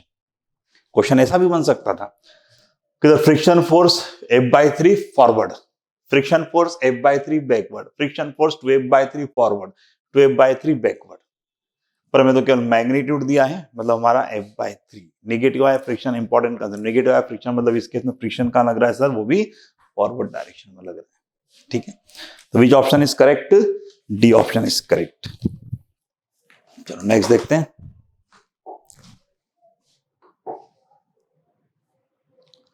Zero 0.4, 0.6 plus c के represent unit vector where c is, unit vector बच्चा जानता है, यूनिट वेक्टर जिसका मैग्नीट्यूड 1 होता है। मैग्नीट्यूड 1 करने के लिए सर हम इसका मैग्नीट्यूड फाइंड कर लेंगे। क्या होगा, magnitude under root x square plus y square plus z square, z क्या है आपका सी, इज इक्वल्स टू 1। बस इसको सॉल्व करना है, इजी, सॉल्व करके आपको मिल जाएगा answer b, b option is correct option, easy question direct.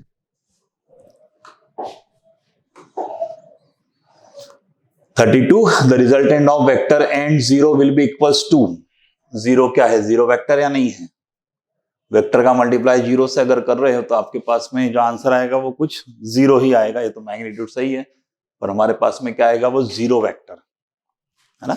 अगर कहूंगा f इंटू 0 करना है मेरे पास में, तो आंसर क्या मिलेगा मुझे, 0 वेक्टर।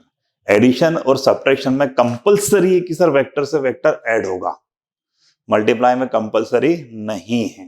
तो यहां पर हमें 0 के बारे में इंफॉर्मेशन नहीं दी है, तो सर 0 भी हो सकता है, 0 वेक्टर भी होता है, बट दोनों प्रेजेंट हैं। दोनों में से अगर एक चूज करने को आया तो हम किसे चूज करेंगे, तो 0 वेक्टर। अगर होता सर बोथ एंड सी तो हम उससे भी जा सकते थे, या बोथ तो नहीं होगा, आइदर ए और बी। तो यहां हमें 0 की इंफॉर्मेशन नहीं दी है, अगर कह देते ये भी एक 0 वेक्टर है तो सर दोनों का क्रॉस प्रोडक्ट एक 0 वेक्टर ही आता, ठीक है। यहां हम किस पे जाएंगे, 0 वेक्टर पे।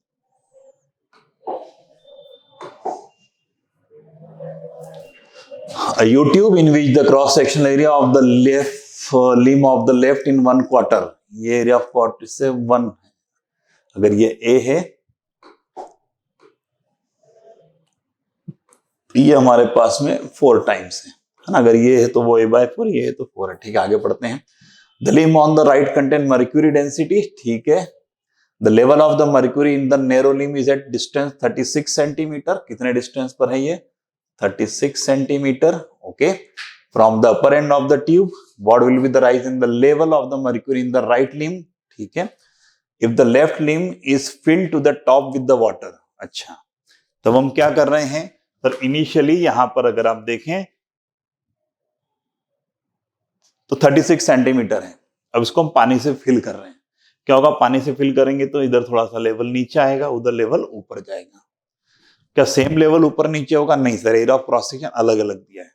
Same area of cross section होता तो लेवल भी सेम होता, तो हमें कुछ अलग मानना पड़ेगा। कि मान लो हमने यहां से वाटर को फिल कर दिया, वाटर आ गया हमारे पास में, ये लेवल इधर से डाउन हुआ ले कुछ y, और ये तो हमें मालूम है 36। तो यहां से लेवल मान लीजिए अप हो गया कुछ x, तो ये हमें पता करना है। क्या करते हैं ऐसे क्वेश्चन में? यूट्यूब सेम, और सेम लेवल पर प्रेशर सेम होगा, बस उसके नीचे लिक्विड सेम होना चाहिए। तो अगर हम देखते हैं सेम लेवल, क्या सेम लेवल यहां बना पाएंगे? नहीं, क्योंकि सर इतना इतना तो वाटर है। ये लेवल बना सकते हैं, इसके नीचे इधर भी मर्क्यूरी, इधर भी मर्क्यूरी, तो हम कह सकते हैं कि सेम लेवल पर प्रेशर सेम होगा। तो यहां अगर प्रेशर की बात करते हैं तो कितना हो जाएगा प्रेशर? बेसिक फॉर्मूला सभी जानते हैं, P naught plus H rho G। क्या है H? 36 प्लस Y रो, पानी का रो क्या ले लेते हैं हम? 1, है ना, अगर ग्राम पर सेंटीमीटर क्यूब में दिया है, इनटू G। तो ये आ गया प्रेशर यहां पर P नॉट प्लस दिस। वहां प्रेशर पता करेंगे कितना है लेवल? सर x तो पहले ही है, ये y है। इसका मतलब यहां प्रेशर क्या मिल जाएगा हमें? P naught plus H rho G। H कितना मिल गया हमको? x plus y। Density, density कितना उसका? 13.6 इंटू G। बस दोनों को इक्वेट कर देंगे, P naught cancel, G cancel. इसका मतलब sir 36 plus y equal to x plus y into 13.6. Now this is the equation which contain two variable x और y. दोनों तरफ अगर हमारे पास में same area of cross section होता तो सर दोनों वेरिएबल एक होते, हमारा आंसर आ चुका होता।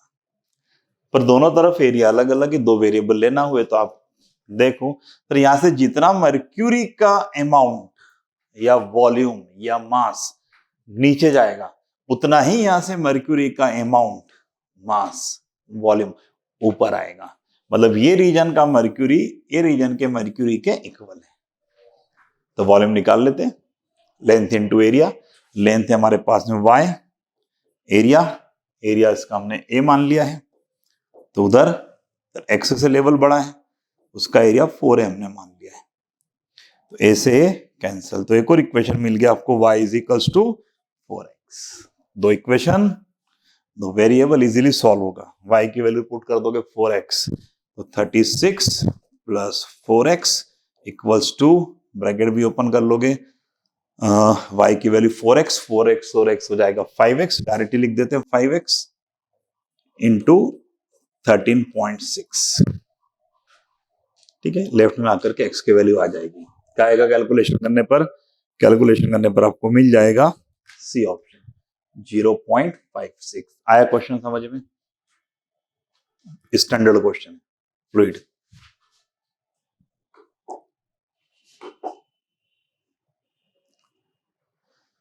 आगे बढ़ते हैं। Body of the mass 500 gram is thrown upward with the velocity 20 metre per second. 20 metre per second से अपवर्ड हमने किसी बॉडी को थ्रो किया है, and reaches back to the surface of planet after 20 second. 20 second के बाद में फिर से रिटर्न आ गया, ठीक है। Then gravity at the planet will be, mass से तो फर्क पड़ता नहीं है, तो जितना टाइम ऊपर जाने में लगता है उतना टाइम नीचे आने में लगता है, and reaches back to the surface of the planet after 20 second. 20 second में वापस आ गई है, मतलब 10 सेकंड ऊपर जाने में लगा है।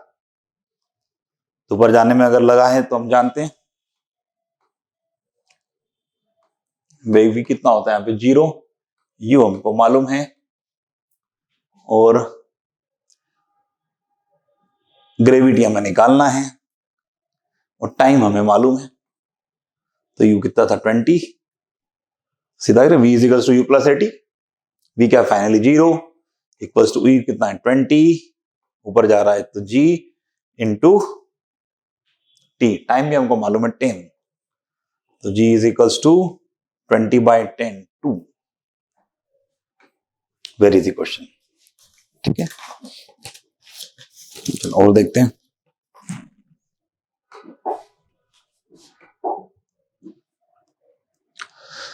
(35) last question for the section A. A planet revolve around the sun in an elliptical orbit of eccentricity E. Question number 35.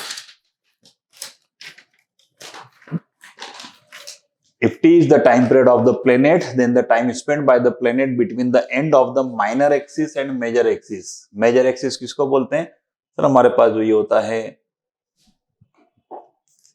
जिसकी लेंथ ज्यादा है, this is the major axis, जो छोटा है this is the minor axis. तो कहां से कहां जा रहा है? Between the end of the minor axis to the major axis. अच्छा, तो माइनर एक्सिस का एंड तो हो गया ए, एंड मेजर एक्सिस मतलब ये यहां से यहां आने का पूछा है। आया समझ में क्या क्वेश्चन है? तो from A to the B यहां आने में कितना टाइम लगेगा? तो टाइम के बारे में अगर हम देखते हैं कि planets are revolving around the sun in elliptical orbit, पूरे इलिप्स का एरिया कितना होता है? पाई ए बी।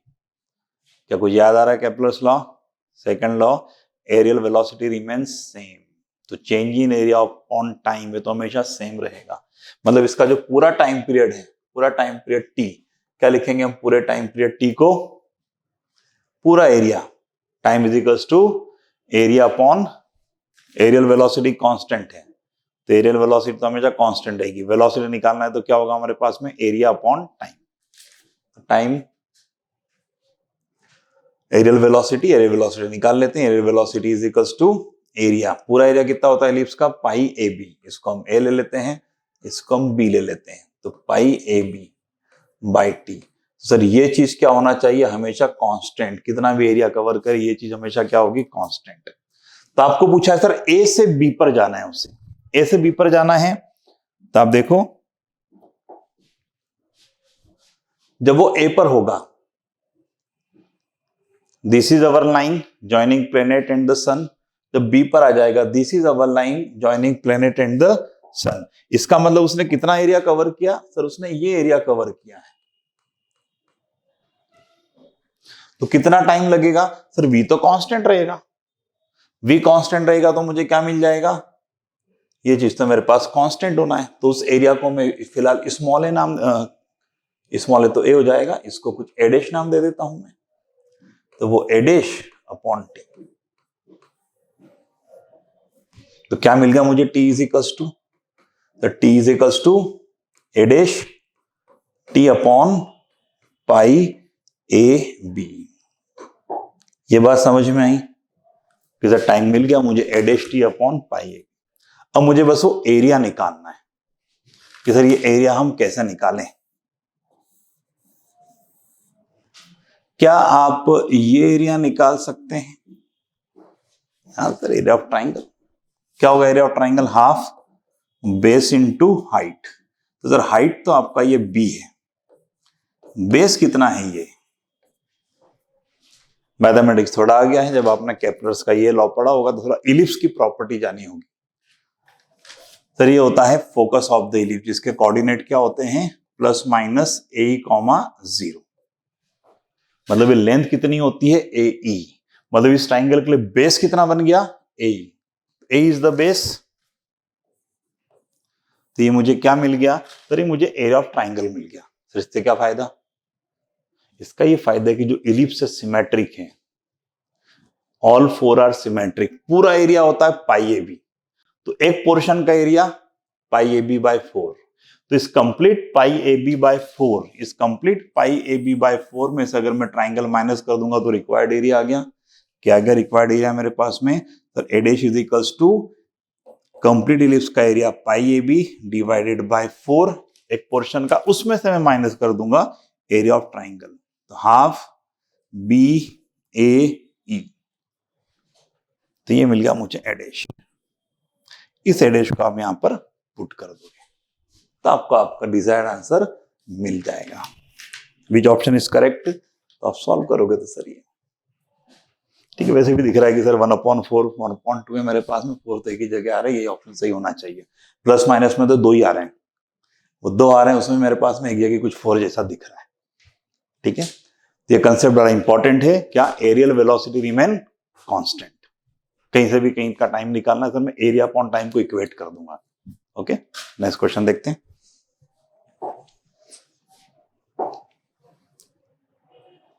तो ये था आपका सेक्शन बी, सेक्शन ए। अब सेक्शन बी पर आते हैं। सेक्शन बी में हमें एनी 10 को क्वेश्चन करना है, पूरे 15 डिस्कस करते हैं। पहला question, suppose the force F is applied to the top most point of the rigid body of radius R and mass M। काफी बड़ा कॉलम दिख रहा है। Force friction will be 0, force of friction कैसे decide करते हैं force of friction क्या होगा? क्या ये स्टैंडर्ड रिजल्ट मालूम है आपको कि कोई भी अगर मेरे पास में रोलिंग बॉडी होगी, सेंटर से h हाइट पर अगर मैं उसे लगाऊंगा फोर्स, तो वो फोर्स अगर मेरे पास में जो डिस्टेंस है h, ये अगर फॉलो करेगा k times of r।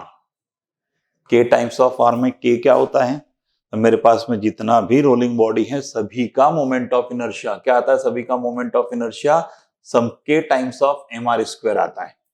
Ring के लिए k की वैल्यू 1 सर mr², डिस्क के लिए k की value half sir mr²/2, hollow sphere के लिए 2/3 mr², सॉलिड स्फीयर के लिए 2/5 mr²। ठीक, तो ये फॉर्मूला में बताता है कि अगर h की वैल्यू kr होगी तो आप जिस पॉइंट पे फोर्स लगाओगे हॉरिजॉन्टल, फ्रिक्शन की नीड नहीं है। उससे ऊपर फोर्स लगाओगे तो तेजी से रोल करेगा, पीछे जाने की टेंडेंसी होती, फ्रिक्शन आगे लगता है। उस हाइट से नीचे फोर्स लगाओगे तो सर वो स्लिपिंग की कंडीशन हो जाती है, स्लाइड करने के लिए कोशिश करता है, तो फ्रिक्शन पीछे लगता है। तो देखते हैं यहाँ क्या है आपके पास। सपोज द फोर्स है टॉप मोस्ट पॉइंट बॉडी है, बॉडी के बारे में देखते हैं क्या क्या दिया है आपको। अच्छा, सभी दिए हैं, ऑप्शन भी है। तो पहले बात करते हैं, हम यहां फोर्स लगा रहे हैं, यहां फोर्स लगा रहे हैं मतलब R पे लगा रहे हैं, सीधी सी बात है ना। H = R है, मतलब अगर K की वैल्यू 1 हुई तो H = R है, मतलब रिंग है, तो रिंग के लिए तो फ्रिक्शन नहीं लगेगा, तो रिंग के लिए फ्रिक्शन का नीड नहीं है। और रिंग और हॉलो सिलेंडर सेम ही होते, फ्रिक्शन का नीड नहीं है, तो force of friction will be 0। तो ए के लिए तो सर रिंग और हॉलो सिलेंडर कितने ऑप्शन में आ रहा है? ए के लिए R और T, ए के लिए R और T, ए के लिए एक ही ऑप्शन दिख रहा है, ए के लिए R और T, एक ही ऑप्शन है, आगे पढ़ने की जरूरत ही नहीं है। इसका मतलब क्या? बी ऑप्शन करेक्ट है। आया समझ में? तो ये very very important concept, H = KR, height पर जब भी फोर्स लगेगा नो फ्रिक्शन रिक्वायर्ड। उससे अगर ऊपर फ्रिक्शन लगेगा रोलिंग फास्ट होगा, फॉरवर्ड फ्रिक्शन, उसके नीचे लगेगा तो स्लाइडिंग होगा, बैकवर्ड फ्रिक्शन। ठीक है, तो दिखने में इतना बड़ा है कि सर इतना करना होगा, पर देखो आपके लिए कितना इजी कर दिया, पहले से ही हमें पता चल गया कि सर बी ऑप्शन है। ठीक है, आगे बढ़ते हैं।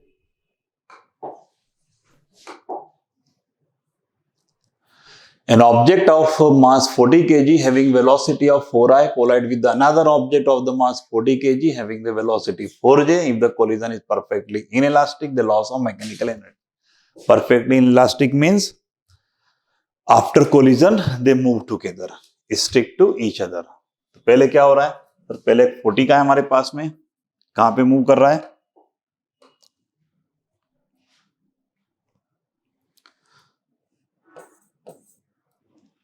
और कितने से मूव कर रहा है? 4 से। किस डायरेक्शन में? Sir I cap. तो दूसरा क्या हमारे पास में? ये भी 40 है, कितने से मूव कर रहा है? 4 से। किस डायरेक्शन में? जे कैप। अब दोनों क्या हो गए sir? Move together.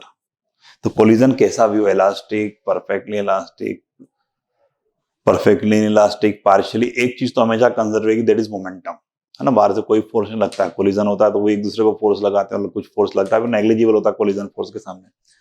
Sir momentum तो कंजर्व रहेगा, तो इनिशियल मोमेंटम निकालने कितना है, इनिशियल मोमेंटम 40 × 4 दोनों परपेंडिकुलर हैं, दो वेक्टर परपेंडिकुलर होते हैं तो क्या होता है, इनिशियल मोमेंटम 40 × 4√2 है ना, a√2।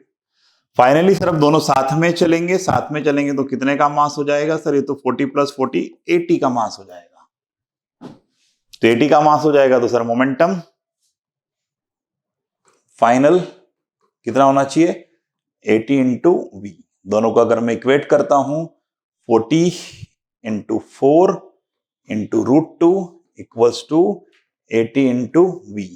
तो क्या मिलेगा मुझे, 40 से ये कैंसिल हो रहा है 2 से ये कैंसिल 2√2, तो फाइनल वेलोसिटी कितनी मिल गई मेरे पास में, 2√2 आया समझ में, फाइनल वेलोसिटी 2√2। अब वेलोसिटी मिल गई तो क्या है सर, इसमें कौन सी एनर्जी का लॉस होगा, मैकेनिकल एनर्जी पूछा है, पर यहां पर कौन सी एनर्जी होती है सर, काइनेटिक एनर्जी। तो अगर इनिशियली देखूंगा काइनेटिक एनर्जी कितनी है, क्या मास मालूम है, हाफ 40 × v², कितना दिया है 4² मतलब 16, प्लस दूसरा भी इतना ही है 2 टाइम, मेरे पास इनिशियल एनर्जी मिल गई है। फाइनल एनर्जी निकालना है तो सर हाफ m, दोनों मिलके जा रहे हैं 80 × v आ चुका है मेरे पास में 2√2, तो 2√2 का स्क्वायर। तो ये इनिशियल एनर्जी, ये फाइनल एनर्जी। तो इनिशियल और फाइनल एनर्जी का जो चेंज आएगा that is loss of energy. तो लॉस ऑफ एनर्जी सॉल्व करने पर आएगा 320, है ना, इसमें करेक्शन कर लेना, ऑप्शन नहीं है ना, कितना आएगा माइनस करने पर 320। तो this is the loss of energy, basic question of the collision. Momentum conserve करना है, काइनेटिक एनर्जी का लॉस पता करना है, ठीक।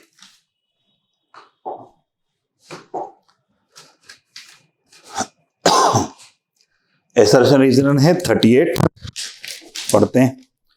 There is a no cause effect relationship between action and reaction. There is no cause effect relationship between action and reaction. तो sir action और reaction क्या लगता है, एक्शन से रिएक्शन मिलता है कि रिएक्शन से एक्शन मिलता है?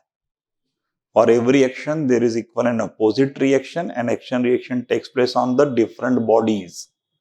तो ऐसा नहीं कि पहले एक्शन होगा फिर थोड़ी देर के बाद में रिएक्शन होगा, एक्शन रिएक्शन साइमल्टेनियसली होते हैं, एक ही इंस्टेंट पर होते हैं। तो एक्शन रिएक्शन क्या है सर, एक्शन रिएक्शन फोर्स है, वो तो हमने नाम दे दिया उसको कि सर मैं पहले फोर्स लगाने वाला था तो उसने फोर्स लगा दिया, तो उसमें कुछ कॉज इफेक्ट रिलेशनशिप नहीं है, ठीक है। दूसरा क्या बोल रहा है, action and reaction forces are not simultaneous force. अरे साइमल्टेनियस एक साथ लगते हैं इसलिए तो कुछ नहीं है, जो पहले लगता है फिर कुछ बाद में होता है तो पहले वाले को बोलते हैं कॉज, दूसरे वाले को बोलते हैं इफेक्ट। अरे साथ में ही होता है, जहां एक्शन है वहीं रिएक्शन है। इसका मतलब पहला बिल्कुल सही है और दूसरा गलत है। मतलब कौन सा ऑप्शन सही होना चाहिए, पहला ट्रू है, दूसरा फॉल्स है, मतलब सी ऑप्शन करेक्ट होना चाहिए। Easy. From the top of the tower a particle is thrown vertically downward with the velocity 10 metre per second. कैसे थ्रो कर रहे हैं उसको, vertically downward with the 10 metre per second. The ratio of the distance covered by it in the first 2 second. तो first 2 second तो आपको दिख रहा है सर, यू मुझे गिवन है 10 metre per second, motion under gravity का क्वेश्चन। टाइम पूछा है सर फर्स्ट 2 सेकंड, तो जो डिस्प्लेसमेंट होगा वही डिस्टेंस होगा, s equals to ut plus half at²। तो u कितना है आपके पास में 10, कितना टाइम पूछा है 2 plus half at²। Acceleration sir 10 ले लेते हैं इंटू t²। ये दोनों प्लस क्यों लिया, क्योंकि मान लेता हूं नीचे की डायरेक्शन ही पॉजिटिव है, तो इनिशियल वेलोसिटी भी पॉजिटिव, एक्सेलरेशन भी पॉजिटिव, डिस्प्लेसमेंट भी पॉजिटिव, ठीक है। नहीं तो तीनों को निगेटिव लेना पड़ता है ना। नाउ किसके कंपैरिजन में करा, नेक्स्ट 3 सेकंड। नेक्स्ट 3 सेकंड मतलब सर फर्स्ट सेकंड 2 सेकंड, उसके बाद में 3 सेकंड, और अगर मैं स्टार्टिंग से देखूंगा तो सर 5 सेकंड का तो फॉर्मूला है मेरे पास में। अगर इस फॉर्मूले में मैं टी की वैल्यू 5 पुट करूंगा तो मुझे क्या मिलेगा, मुझे मिलेगा सर टोटल 5 सेकंड तक का, ठीक है। तो टोटल 5 सेकंड का S2 निकाल लेता हूं। तो यू सर, यू तो वही था मेरे पास में, t 5 रखना है plus half a, acceleration 10 into t², मतलब 5 का स्क्वायर। तो ये टोटल 5 सेकंड का है, पर मुझे 5 सेकंड नहीं पूछा, नेक्स्ट 3 सेकंड पूछा है। नेक्स्ट 3 सेकंड के लिए क्या कर दूंगा मैं सर, टोटल 5 सेकंड में से 2 सेकंड का माइनस कर दूंगा, मतलब ये S2 माइनस S1 कर दूंगा, तो ये आ जाएगा नेक्स्ट 3 सेकंड का। तो मुझे किसका रेशो निकालना है, फर्स्ट टू द दिस, मतलब S1 अपॉन ये S2 माइनस S1, बस सिंपल कैलकुलेशन, वैल्यू पुट कर दो। यहां भी आपको मिलेगा आंसर A और वो 27 है, 8:27। Easy question direct for the motion under gravity. बस यही खास है इसमें कि नेक्स्ट 3 सेकंड मतलब 5 सेकंड और 2 सेकंड का सब्ट्रैक्शन, ठीक है।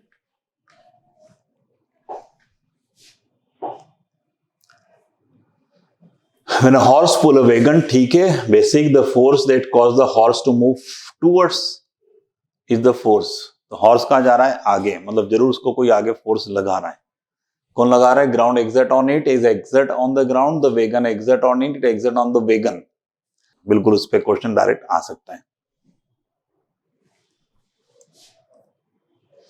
नेक्स्ट देखते हैं, a metal ball of mass 2 kg moving with the velocity of 36 km per hour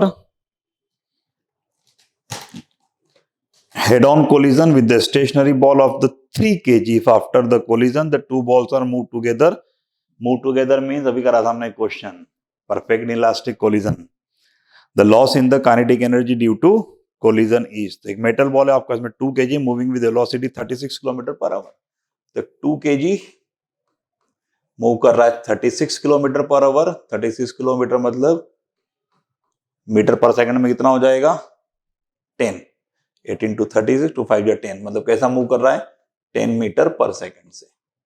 क्या कर रहा है वो, head on collision with the stationary ball of mass 3 kg। तो एक स्टेशनरी बॉल है mass 3 kg, after the collision the two ball move together, तो इसकी इनिशियल वेलोसिटी तो सर 0 है। Now after collision they move together, move together मतलब system कितने का हो गया, 5 kg का। कितनी स्पीड से चलेगा सर, v की स्पीड से चलेगा। तो वही का नाम है law of conservation of momentum. Momentum is conserve in all type of collision. क्या हो जाएगा, इनिशियल मोमेंटम 2 into 10 20, ये तो 0 है। फाइनल मोमेंटम 5v, मतलब v मिल गया मुझे कितना, 4। क्या पूछा है, loss in kinetic energy. Initial kinetic energy कितनी थी इसके पास में, हाफ m v स्क्वायर, मास कितना था 2, v मतलब 10 का स्क्वायर। फाइनल दोनों साथ में चल रहे हैं sir, half m v square, half into 5 into 4 का स्क्वायर। कैलकुलेशन कर लो, 4 का स्क्वायर 16/2 8 560। इधर कितना है आपके पास में, हाफ m v स्क्वायर 100। इधर कितना आ गया आपके पास में, 4 का स्क्वायर 16/2 8 5 40। Initially 100, finally 40। क्या पूछा है, लॉस 80 में से 40 का लॉस, मतलब कितना आ गया 60। कैलकुलेशन भी इजी। नेक्स्ट देखते हैं,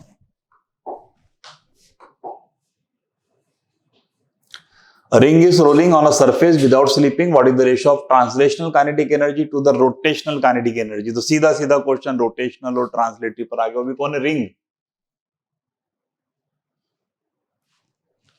रिंग के लिए तो वैसे तो याद ही होना चाहिए, डायरेक्ट दोनों बराबर होता है ना। अगर हम देखें दोनों बराबर मतलब 1:1 आ जाना चाहिए।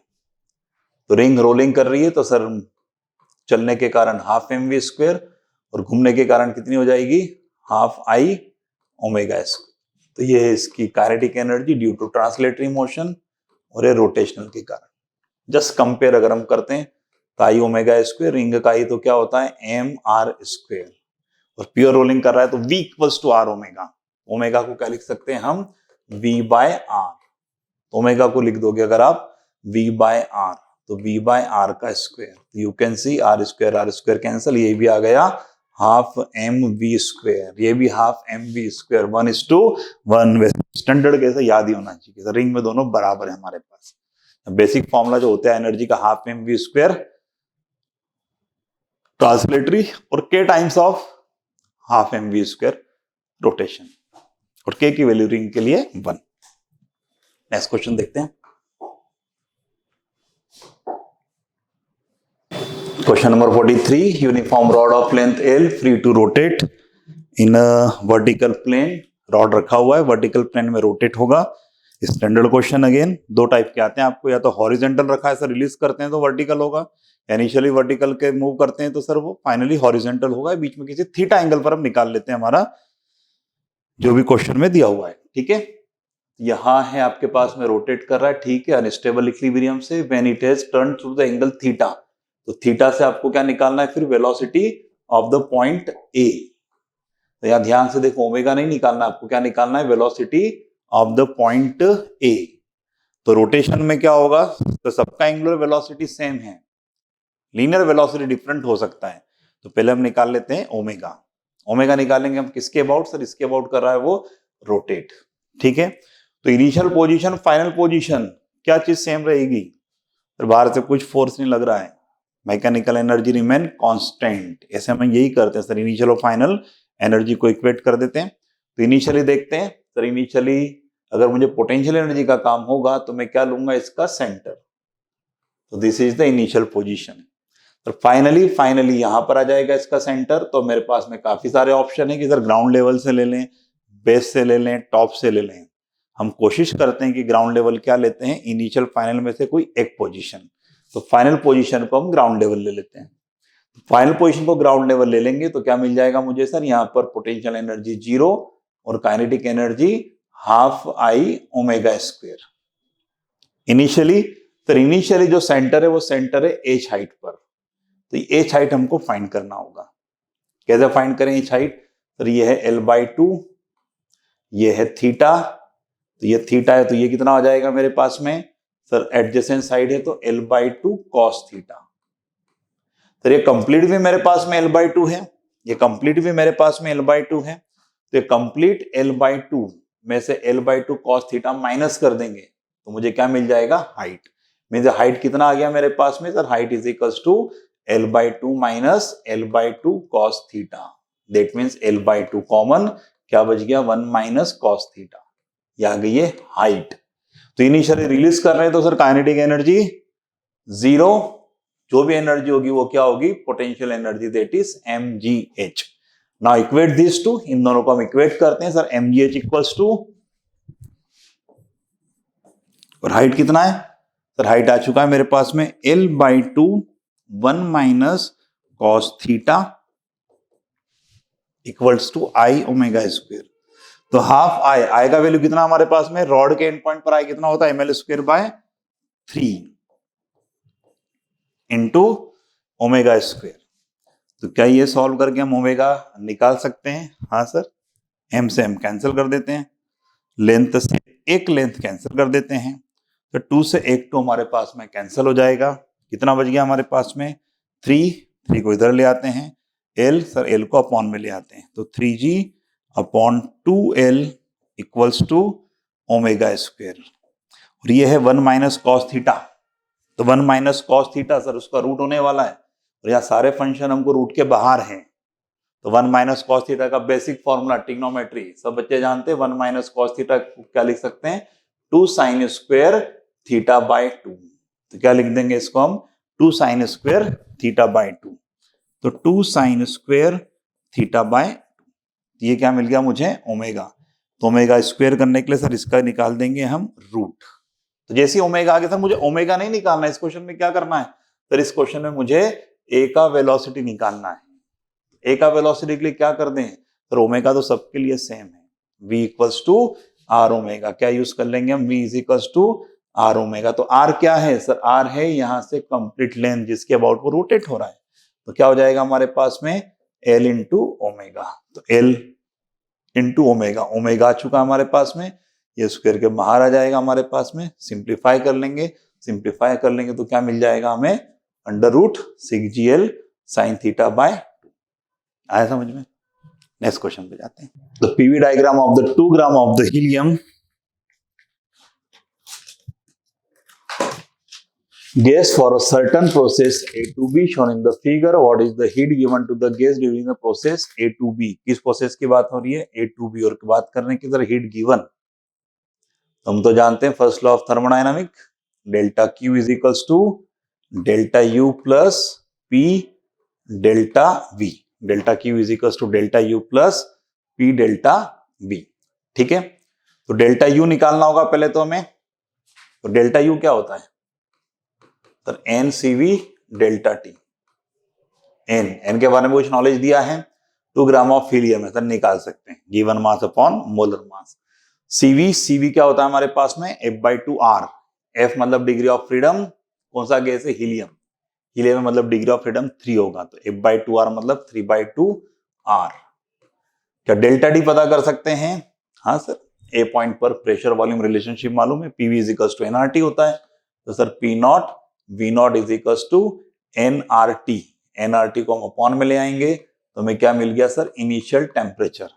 बी पर टेम्परेचर पता करना है तो PV is equal to NRT. तो PV कितना हो जाएगा? 2 P नॉट V नॉट मतलब 4 P not V not upon NR is equal to T2। तो कितना डिफरेंस है? 4 P नॉट V नॉट और P not V not means 3 का डिफरेंस है। तो डेल्टा टी भी मिल गया हमें। कितना मिल गया delta T? 3 P not V not by NR।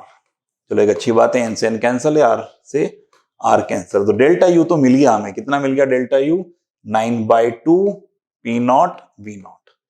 तो हमें डेल्टा क्यू चाहिए, तो 9 P not V not by 2। P delta V क्या करें? P डेल्टा V के लिए सर PV में हम ग्राफ का एरिया क्या दे देता है हमें? Work done. इसको भी निकालना है तो क्या करना पड़ेगा सर? Triangle plus this. इसको भी अगर देखते हैं तो सर V नॉट है और ये P नॉट है, तो कितना एरिया मिल गया? P not V not. ऊपर देखते हैं sir, half base into height triangle है। हाँ, बेस कितना है सर? बेस V नॉट है। हाइट कितना है सर? हाइट भी P नॉट है। तो P नॉट V नॉट और हाफ P नॉट कितना मिल गया? 1 प्लस हाफ 3/2। तब तो कर लेंगे कैलकुलेशन आगे। अपॉन में 2 है, 9 प्लस 3 12/2। 12/2 में 6 P not V not. Standard question. Delta Q is equals to delta you plus P delta V। आगे देखते हैं।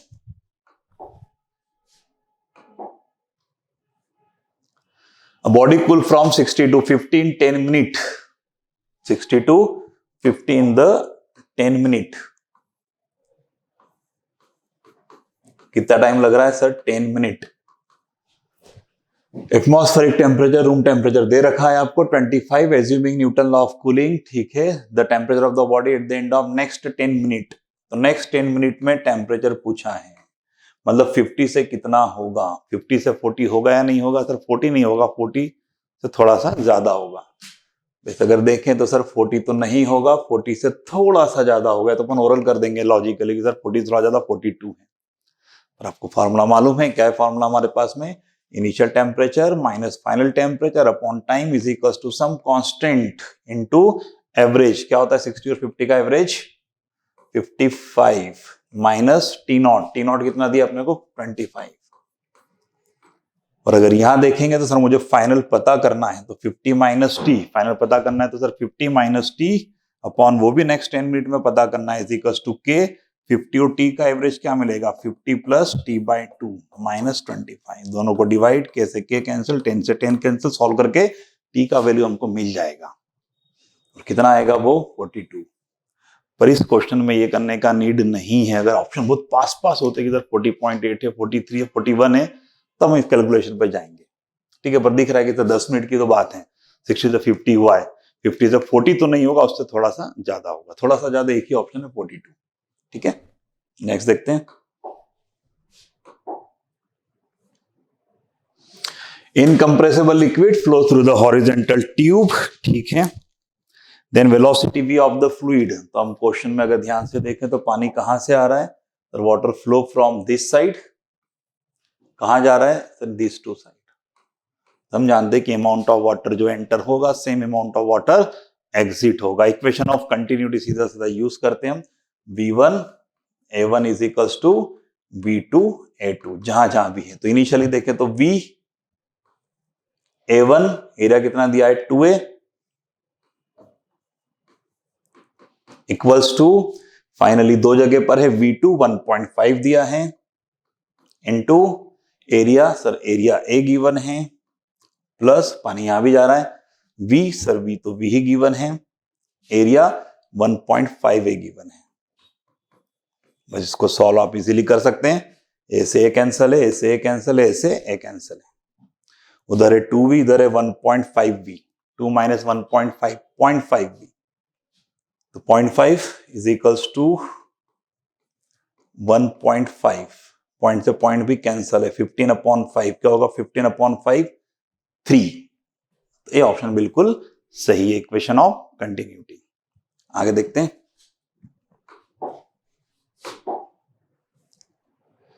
A liquid is flowing through a tube varying diameter. The rate of flow of liquid in any portion of the diameter d of the tube is proportional that portion are related is. तो rate of flow direct formula हमारे पास में क्या है, टोरिसली formula. Rate of flow किस पे depend करता है, वॉल्यूम पर यूनिट टाइम। तो वॉल्यूम पर यूनिट टाइम तो इनवर्सली प्रोपोर्शनल किस पे डिपेंड करता था, volume per unit time, rate of flow. इतना तो मालूम है कि सर वो इंटू d⁴ होता था सर, π/8 भी आता था फॉर्मूले में सर, ईटा भी आता था फॉर्मूले सर, डेल्टा पी भी होता था, लेंथ भी होता था, पर इससे मतलब नहीं है, मैं केवल किसका पूछा, डायमीटर। तो sir inversely proportional to d⁴ होता है फॉर्मूले में, इसका मतलब नन ऑफ दिस, कोई भी सही नहीं है। तो सीधा सीधा फॉर्मूले पर आपको प्रोपोर्शनलिटी पूछ ले इस क्वेश्चन में। तो मेन मकसद इस क्वेश्चन का है कि आपको फॉर्मूला आना चाहिए, किस किस पे डिपेंड करता है रेट ऑफ फ्लो। ठीक है, नेक्स्ट क्वेश्चन देखते हैं।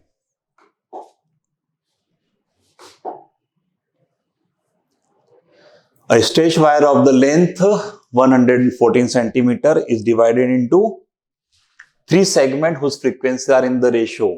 तो आपके पास में एक वायर है स्टेज स्ट्रिंग, इसके हमने 3 पोर्शन कर दिए हैं, पोर्शन 1 2 3, और यहाँ का फ्रीक्वेंसी आपको लेट ν1 ν2 ν3 दे रखा है, रेशियो 1:3:4।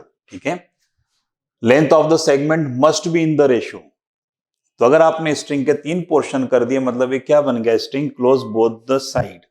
और अगर हम आप फ्रीक्वेंसी निकालते तो याद करो, अगर फंडामेंटल की बात करता हूं, फ्रीक्वेंसी कितना होता था हमारे पास में सर, v/2l है ना। किस पे डिपेंड करता था सर, वो एल पर डिपेंड करता है। और एल पर कैसे डिपेंड करता है सर, इनवर्सली प्रोपोर्शनल है। तो अगर कोई कहेगा कि सर मेरे को जो रेशियो मालूम है ν1:2 ν2:2 ν3, तो वो एल के इनवर्सली प्रोपोर्शनल होगा। इसका मतलब 1/L1 1/L2 1/L3। तो ये अगर मुझे दिया है 1:3:4, तो लेंथ का रेशियो मेरे पास में क्या होना चाहिए, 1/1 1/3 1/4। तो लेंथ का रेशियो मस्ट बी 1/1 1/3 1/4 होना चाहिए। वो थोड़ा सिंप्लीफाई कर लेते हैं, 4 × 3 12, 12 को सबसे मल्टीप्लाई करते हैं तो हमें क्या मिल जाएगा, तो 12:4:3। तो 12:4:3 होना चाहिए, सबसे पहले सबसे बड़ा है, फिर डिक्रीजिंग ऑर्डर में। कितने ऑप्शन में आपको डिक्रीजिंग ऑर्डर दिख रहा है, आपको भी तो 12:4:3 तो नहीं दिख रहा है, पर डिक्रीजिंग ऑर्डर सबसे इसमें दिख रहा है। इसको थोड़ा सिंप्लीफाई कर लें अगर आप, क्या हो जाएगा, 6 3 6 4। वैसे इसमें इतना भी कैलकुलेट करने का नीड नहीं है, डायरेक्ट की sir frequency inversely proportional to length है। फ्रीक्वेंसी का रेशियो इंक्रीजिंग ऑर्डर में 1:3:4, तो 100% लेंथ का रेशियो डिक्रीजिंग ऑर्डर में होगा। और चारों ऑप्शन में से डिक्रीजिंग ऑर्डर सर एक ही है। तो क्वेश्चन पूरा सॉल्व करने के लिए ये नहीं बना है direct. So in this question we can see figure show the variation of internal energy और किसमें है हमारे पास में, वॉल्यूम में। क्या पता करना है हमें, वर्क डन। तो work done by the gauge. Sir ये पीवी डायग्राम नहीं है, पीवी होता तो हम डायरेक्ट पता कर लेते हैं वर्क डन, पर हमें यू भी दे रखा है। कहां से कहां करना है, state A to state B. State A से स्टेट बी देखते हैं। सर स्टेट ए से स्टेट बी है तो कांस्टेंट है, इंटरनल एनर्जी कांस्टेंट है, means there is no change in temperature. Temperature constant, इसका मतलब कैसा प्रोसेस है ये, आइसोथर्मल प्रोसेस। तो आइसोथर्मल प्रोसेस में वर्क डन कितना होता है सर, आइसोथर्मल प्रोसेस में वर्क डन का फॉर्मूला हम जानते हैं, nRT log V2/V1। कितना है हमारे पास में V2, सर A से B finally 2V0, initially V0, तो 2V0/V0 मतलब कितना मिल गया हमें, nRT log 2। तो log 2 तो तीन ऑप्शन में है, इसका मतलब हमें आंसर V नॉट या U नॉट में चाहिए।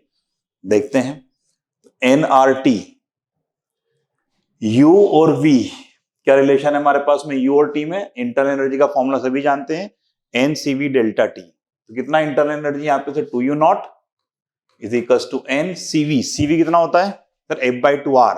F/2R मतलब डिग्री ऑफ फ्रीडम। तो क्या है हमारे पास में, हाइड्रोजन गैस है, हाइड्रोजन गैस मतलब क्या है 3/2 NCV डेल्टा T। तो डेल्टा T भी आ गया हमारे पास में, कितना, तो delta T is equals to 2 × 2 4 U not by 3N। Put कर देते हैं वैल्यू, कितना मिला हमको work done, delta T is equals to F/2R। F/2R तो कितना आ गया डेल्टा T हमारे पास में, 4 U नॉट बाय 3NR, और ऊपर भी हमारे पास में NR इंटू ln2। NR से NR कैंसल, तो 4U not bye 3 ln2, 4U not bye 3 ln2। तो C option is correct. 50 last question देखते हैं। Due to air, a falling body faces the resistive force proportional to the square of the velocity. Consequently, its effective downward acceleration is reduced. ठीक है जी, acceleration का equation दिया है आपको, क्या दिया है एक्सेलरेशन का equation, G minus kv square.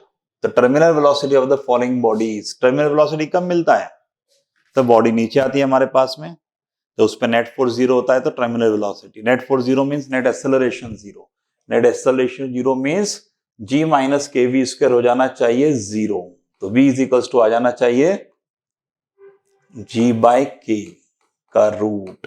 G हमको गिवन है कितना, 10, का K की वैल्यू भी गिवन है 0.002। कर लेंगे सिंप्लीफाई, सिंप्लीफाई करके आपको आंसर मिल जाएगा, वेरी इजी। कौन सा ऑप्शन करेक्ट है इसमें, बी ऑप्शन इज करेक्ट। काफी इतना 50 क्वेश्चन पूरे सॉल्व है हमारे पास में, सभी इंपॉर्टेंट कंसेप्ट है, तो जो भी नेक्स्ट टेस्ट होगा उसको भी आप आराम से देखें, सभी इंपॉर्टेंट कंसेप्ट रिवाइज हो जाएंगे। थैंक्स।